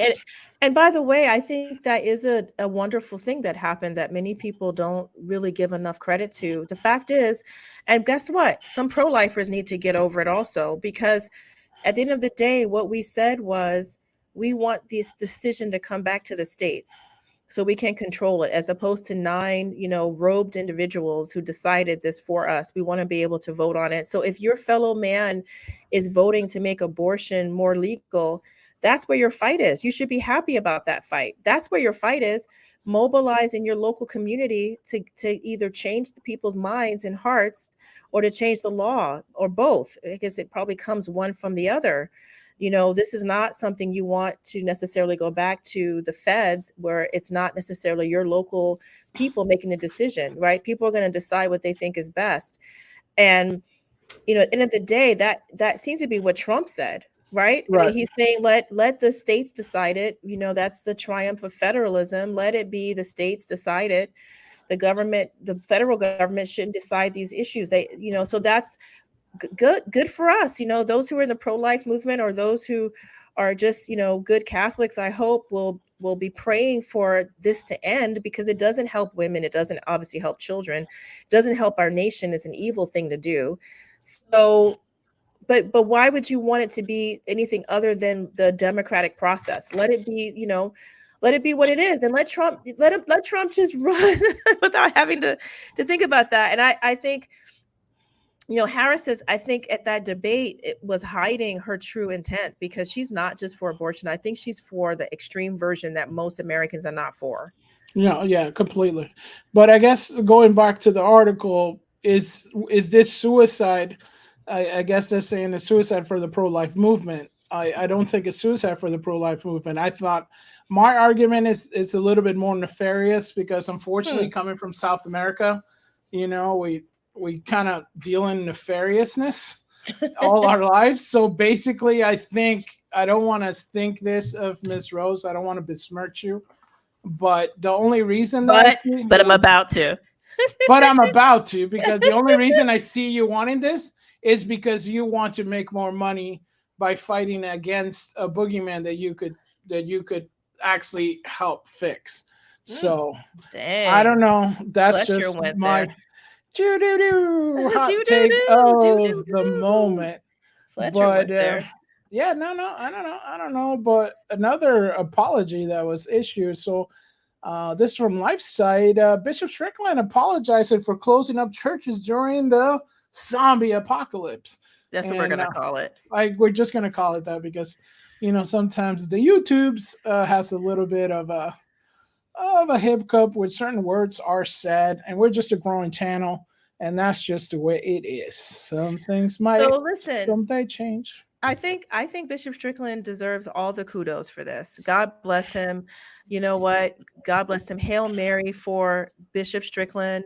God be with you. God be praised. Because first of all, anytime anyone can look at their actions and see that perhaps they may not have done it exactly what God would have wanted them to do or what's right, and can apologize, that's an act of real charity and courage. So I give him that. And I think he's right. He was duped. You know what? Closing churches was one of the stupidest things that people did during the zombie apocalypse. That's when people need spiritual nourishment. How can you say that that's not essential? You literally had liquor stores open. You had casinos open. You had people going to Walmart, gathering in the same number as they would in many times in the churches, and sometimes in same close proximity on the lines. But that was okay, because that's essential. Or you can't get the zombie bug if you're standing within 6 feet of someone in the line at the grocery store, but you can if you're standing next to them singing Alleluia in the church. I even saw something ridiculous like, by the singing, it causes the zombie germ to come out more. Really? Because I don't see any science behind that. Yeah, it's just one of those things where it's just it was such an unfortunate thing. But let's see what the bishop has to say about it. Bishop Strickland has apologized to church closures during the lockdown, saying he was duped. Strickland made a comments in response in a post of formerly Twitter by Crisis Editor-in-Chief Eric Simmons. I wish our bishops knew the spiritual blessing that would be unleashed on the church by simple and sincere public apology for shutting down public masses. So this is what he said. There are still great bishops around. Let me give you this amazing thing that just happened over the weekend. Eric Simmons from Crisis Magazine just tweeted out this: I wish our bishops knew the spiritual blessings that would be unleashed on the church by a simple and sincere public apology for shutting down public masses during COVID. Bishop Joseph Strickland, the canceled bishop from Tyler, Texas, replies, Eric, I offer my apology as you have requested. I was duped by the media hype and should have been stronger. Let us pray for all shepherds to have stronger supernatural faith as we face more challenges in the future. May Christ be our light in whatever darkness we face. Amen, Bishop Strickland. You are America's bishop. God bless you. All right. So the reason it says, just for those listening, the reason that it says that he's the canceled bishop is because Bishop Strickland ran afoul of somebody in the Vatican. He definitely tick someone off. He's a little bit outspoken. He sometimes is outspoken about some of the heterodoxy that we see coming out of the Vatican, including our dear beloved Pope Francis, who has said some things that are somewhat questionable. And I think he may have just said it the wrong time, wrong place, or he may have been completely 100% correct. And so he was removed from his faculties in Tyler, Texas. He's not removed as a bishop, however. He is still a priest. He's fully a functioning bishop. He has even done masses and so forth, even on YouTube, I think. So that's not the case. When they say canceled, it's not that he's been laicized or anything like that, or done anything that's criminal or wrong. He's still fully a bishop, but he's just been moved out of Tyler. It seems as a punishment, perhaps, for his being outspoken. Yeah, and we do love to see it, because it's one of those things, whenever we feel like we've done wrong as a people and stuff like that, or something that a church has done, I think as Catholics, we kind of are the first ones to call it out. And I think that's what a lot of communities sometimes have a problem with. Different communities, it's like, hey, if there's wrong in your community, you don't call it out, you feel like, hey, you kind of lost credibility as a viable community. And that, as Catholics, we got to call things out, saying, like, you guys did miss a huge opportunity. I mean, I know that our local church was like, it was closed. We tried to make donations for families at the time. We couldn't do it. And, a lot of people have issues with SSPX, for certain reasons. But you know what? The SSPX churches around that we know, they weren't closed. They were still holding masses. They were still, and I'm sure I'm in a FBI website somewhere because of those masses. But you know what I'm saying? You're like, you guys are like, come on, guys. They're open. They're taking donations. They're helping people who need food. Not everybody's able to just jump around and get out there and come around. And it was just insane, when you would go out and go to nature and stuff, because we would like take walks and hikes, and people were like, well, you're just out there. And I'm like, are you high? I mean, so you think that being out in nature by yourselves, the same way you would be inside locked up in a house, is actually dangerous? You're insane. You're like walking around with people, just having a good time, walking around, taking in nature, fresh air, exercise, and the good sun that the Lord provided to give us vitamins and nutrients. I mean, come on. Kudos for Bishop Strickland. And a lot of people have his issues with him, but come on, man. He's actually going there. He's like, I offer an apology as you requested. I know what I was wrong. We got duped on this thing. A lot of people got duped, and we lost so many people. We don't even know what this whole thing did. And I hope that there would be a new Nuremberg tribunal for something like this. And we need to bring all these people accountable. We need to be starting holding people accountable for this mass whole thing that just made a mess of the world for who knows. I mean, if we're going to talk about nefarious things, then I do think that it's just it's just unfortunate, that people have this this attack on basically somebody apologizing for something that he knows that the church handled poorly. And the church handled it poorly. One of the things that I think that the church should have done was say, look, you know what? The state and church are two different things. You have a separation between church and state. That means you choose for yourself, for the state actors, the state agency, that you'll be closed and you'll do these things. But we are the church. We don't operate like that. We're not going to break any real laws. But as far as being open, if the hospitals are open, then we're open, because you're not serious, because your hospitals are open, meaning you let people come in who need to be treated to be sick. And that can also cause transmission under your idea that anyone coming into contact with another can get sick like that. Then we are also a hospital. We're a hospital for the spirit of a person. And that is very much needed during a crisis of the zombie apocalypse, for example. And we should have stood strongly with that. And like you said, Fletcher, as far as like people who were really in need, there were a lot of people who needed food and a support, who didn't have a job. And you have these churches that closed, that people were were looking to them for help. Not just how many suicides were there? That's another way that you could lose your life, not just with the zombie virus. What if we don't say the S word, but self deletions, the zombie. Oh, we don't say No. self deletions. Okay. When you unalive yourself, that's also a There death. you go. Someone who unalives themselves is also in bad need of help, not just for so this is one of those times where you think about Plato and you see these people putting the body over the spirit, but both are important to the human person. We're not just, this is where Catholics have a lot to say. We're not just bodies. That's what the church messed up on. It's like, well, we got to make sure your body, wait a minute. No, bishops. No, your job is to make sure our spirits are safe.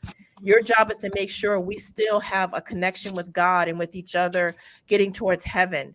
You're not here to make sure we don't get unalived, by a zombie virus, or unalived because we're depressed and lonely, which a lot of people did. And they closed and they didn't help people. And that's a shameful thing. And I'm so glad that Bishop Strickland acknowledges it. And he was duped. I hope that never happens again. I hope we understand what our mission is on earth. It's not just to follow whatever the government says. We should have been like enormous civil disobedience. There's no way a church should have been closed unless they wanted to be. They close it because the government told you to. And some of them did it before they were asked to.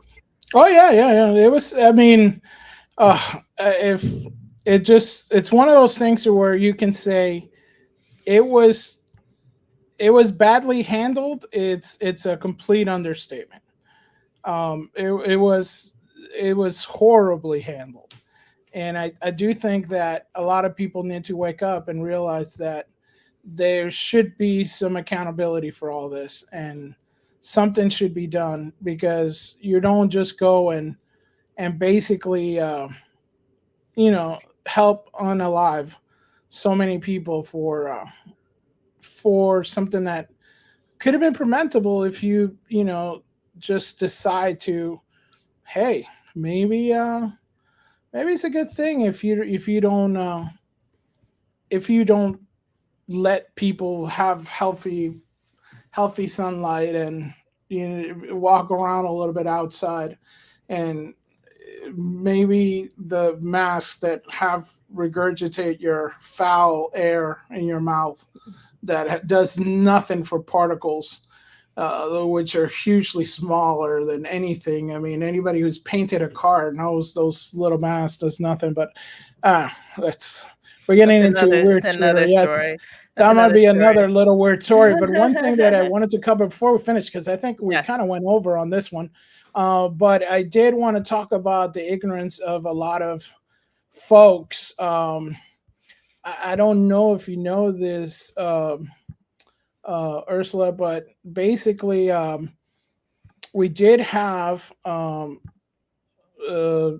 President Trump share this the other day. We did a short on it, where you guys can check out, which was the day of the birthday of our Holy Mother, ever Virgin Mary, and President Trump did do a happy birthday, Mary, and he used the image of Our Lady, La Virgen de Guanajuato.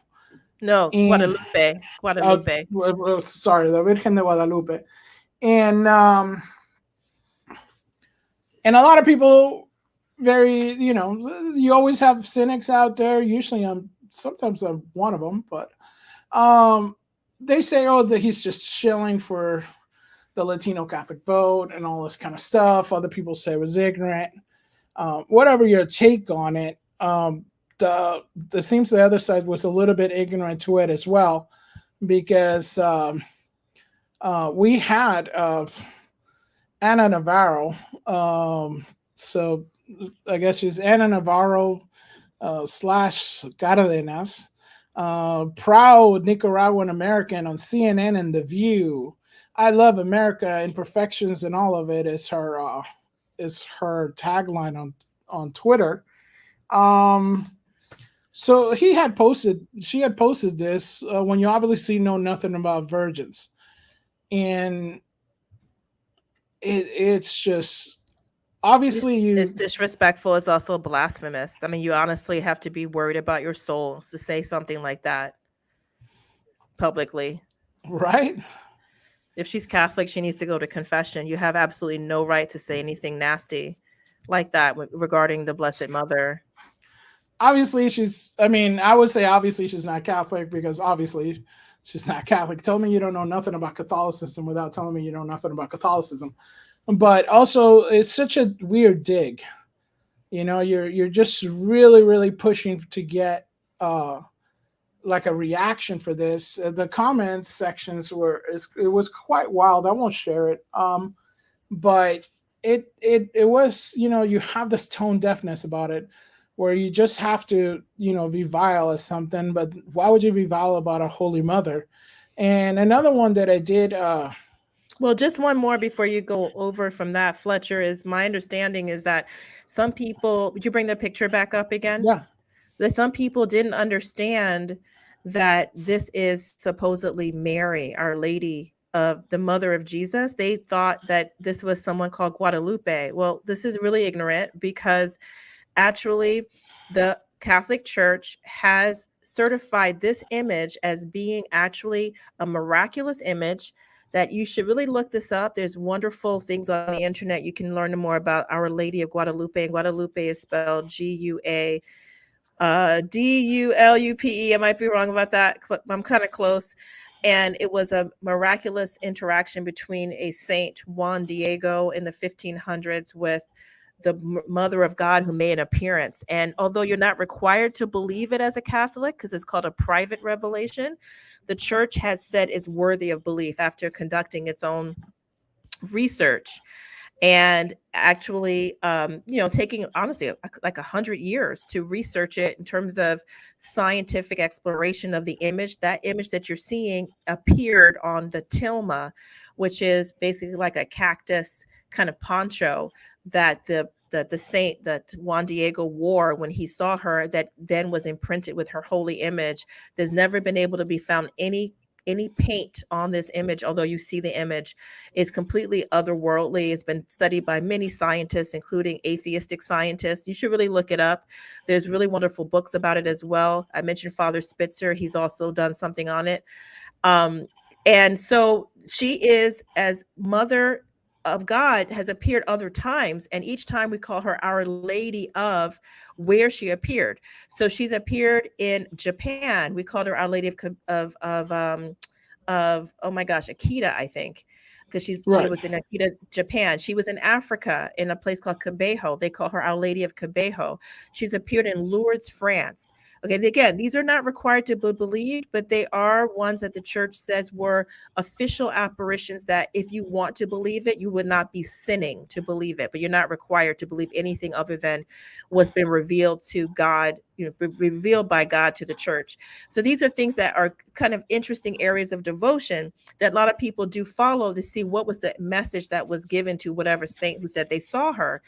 And Our Lady of Guadalupe is a part of Mexico, Guadalupe, Mexico. And it's also referring to also the name Guadalupe is apparently kind of something to do with the kind of region and also the kind of practices the Aztecs were getting into at the time that she was coming against. Because she said when she appeared to Juan Diego on this hill in Tepeyac, it's called Tepeyac Hill, that she wanted the bishop to put a church there and to stop which is where they were throwing babies off, and they were doing sacrifices, human sacrifices there. And this was to hopefully stop that practice by putting an actual church there. And it really had a miraculous outcome you can read about it. So the fact that they would say, as you show us here, Fletcher, happy birthday, Mary. And someone says, my name is Lupe Pendejo. And pendejo is basically a Spanish word that means stupid, but a little bit more rude than idiot. It's like idiot, but ruder. How dare you say that? Her name is Mary. Her title is Our Lady of Guadalupe. Lupe is not anything but short for Guadalupe, and that is the title, but she is still Mary. That's who we say appeared. It's really unbelievable. Yeah, that's like somebody saying in Argentina, La Virgen de Luján, and just call it, my name is Luján. You're an idiot. That's the place of the apparition. It's not, you're just, obviously, I mean, I was a little bit unkind there when you're Latinx and have no knowledge of Mexican culture and faith. But dude got roasted. And blasphemous, because my mother, Yes. Our Lady, would never call someone a bendejo. That's not how she talks. She's been told, she's been, people have said she's appeared to them. She's never said bendejo. In the Bible, we have words of Mary. You can look it up, everybody. Look and read in Matthew. Look and read in Luke. She speaks. She has something called the Magnificat. She starts, my soul proclaims the greatness of the Lord. She says to the angel that tells her that she's going to give birth to Jesus, let it be done unto me according to thy word. She's never said anything that sounds like bendejo. No. I mean, obviously, this is obviously it's somebody who's not only uncultured, disrespectful, and this has got to be one of those atheist Marxist artists who did this. This guy's name is Lalo, I guess, the guy who did this blasphemous thing. And I'm trying not to say in my head I'm not going to say out loud in my head what I thought, and I pray God forgives me for what I thought about him just now. You got to give it, even at least the community notes save this one is like Mary, Mother of Jesus, is given different titles depending on where she appeared, Lady Guadalupe, Lady Fatima, Lourdes, but it's the same Mary. I mean, come on, it's part of this whole thing. It's where common you go political. sense. It's like, you know what? If I'm from Jersey, I'm like, that's right, Ursula of Jersey is in the house. And then I move to California, or I do something there, be like, Ursula of California. It's the same Ursula. No, obviously you changed. Ursula of France is basically like, basically it's a title of, just like if I was from a different company, like Ursula of General Motors, then okay, I changed jobs. Ursula of Chrysler, Ursula of Lexus. I'm still Ursula. You can't say, oh, it's Lexus, dummy. It's like, no, right now I work for General Motors. I'm still Ursula. It's okay to say, hi, Ursula, of whatever. I mean, it's just ridiculous. But it's also rude. And this is just, again, they feel it's okay to just insult Trump when you're supposedly Catholic. You're not supposed to do that. I doubt this man is Catholic. I doubt any of these people are Catholic. These people are just ignorant, and they basically want to use part of the culture. And it's a sock puppet, because this guy says he's a Chicano Marine. For those people who don't know, Chicanos usually are Mexican Americans who are born in the United States. And this is somebody who obviously just uses La Virgen de Guadalupe, which is our Holy Mother, as almost like a tag-like symbol, like I'm sure they'll have this along with some other, scandalous thing, just because to them it's just a cartoon. They think, oh, this is part of my culture, because they have a blanket. They have a blanket that their grandma gave them. Okay, I'm snapping for you, Fletcher. Snaps. To not snap. I'm snapping. Is there a rule about snapping? No, there's no rule about snapping. I think there should be a rule about snapping. You're snapping. I'm officially making a rule about Okay. snapping. All right. All right, fine. Okay. You can snap. No, but it's not for now. Yeah, they just have this. They have the little candles from the mercado and all that kind of stuff, and they're like, "Oh, well, this is something my grandmother did." No knowledge of what, absolutely. They think it's funny, which is blasphemous. I've seen some of the skits too, where they have, Mary doing some outrageous things, and I've seen this whole ignorance. My name is Lupe thing. So you're just. I've never heard this before. It's new to me. It's very narrow. Straight up ignorant. I never heard anything so ignorant. Yeah. This is a whole thing with part of the Chicano community that it's, when they are kind of away from the church, when they moved away from the church, they just had a lot of the icons, but to them the icons have no meaning. It's just kind of like they think it's just, and maybe you have this Protestant Catholic kind of divide where you have, okay, well, they're Protestant now, so they would, but their grandmother's Catholic, so they'll have a cross, they'll have a Virgen de Guadalupe and all that stuff, but they kind of treat it like I even heard, I have friends who have like this whole like idea that Mary is we'll have to do a deep dive on this one day, because a Definitely. lot of people have this idea that the Catholic used the apparition to cover up that the goddess of the Aztec goddess is actually the one that's pretending to be Mary. Supposedly, they just took it over like they do everything according to them. More ignorance. Yes, complete more ignorance. So you're like going, it's ignorance on top of more ignorance because it's sexy. I was like, wait a minute, you can have Catholicism, but at the same time you can have your goofiness and stuff. So I don't know. It's one of those things. It's just unfortunate, but we do have to have a little bit of a palate cleanser before we take off because this one was a little bit. No, it was great. Yeah. We did touch on a lot of heavy subjects, though. Yeah. So I think this is an otter, I believe. So you ought to be proud of yourself, Ursula, for making it through this. Oh my goodness! This our fifth. Yes, commemorating with dad jokes. Our fourth, isn't it? Our fourth? No, this is our fifth, I believe. Okay.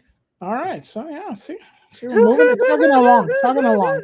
So this is an otter, cute. Right? So it's already cute, right? That's really cute. He's really cute. So here we go. Check it out. I don't think it has audio. What is on his head? What is that? I have no clue. This is one that I didn't research. I just saw it. It looks like it's some kind of maybe like a sponge or something, or whatever it is. He seems to like it. He really is enjoying it, and he's really like hanging out. He's just like on his belly. He really likes playing with it, and now he gives it back. So he's just like, oh, thank you so much. This is a very polite otter. He's like, okay, now I'm just chilling out. So it looks like it's some kind of sponge, maybe. I just know that I thought that he was a very, very Catholic otter here. I appreciate it. He's blessing each one. That's what he's blessing doing. Each one. Yes, each one. He was the bishop of other otters. He's giving sending out an otter blessing. An otter blessing for those otters that maybe are at the house. They can't come to the mass today. So the otter celebration. Blessing the otter Eucharist. And very cute. Isn't that awesome? That's very cute, Fletcher. All right. Well, thank you so much, guys. Everybody who joined us. Thank you. And as the next time. Little thing says, watch again, and we're going to be hard out. So goodbye. Thank you. God bless you all. God bless you all. Ave Maria.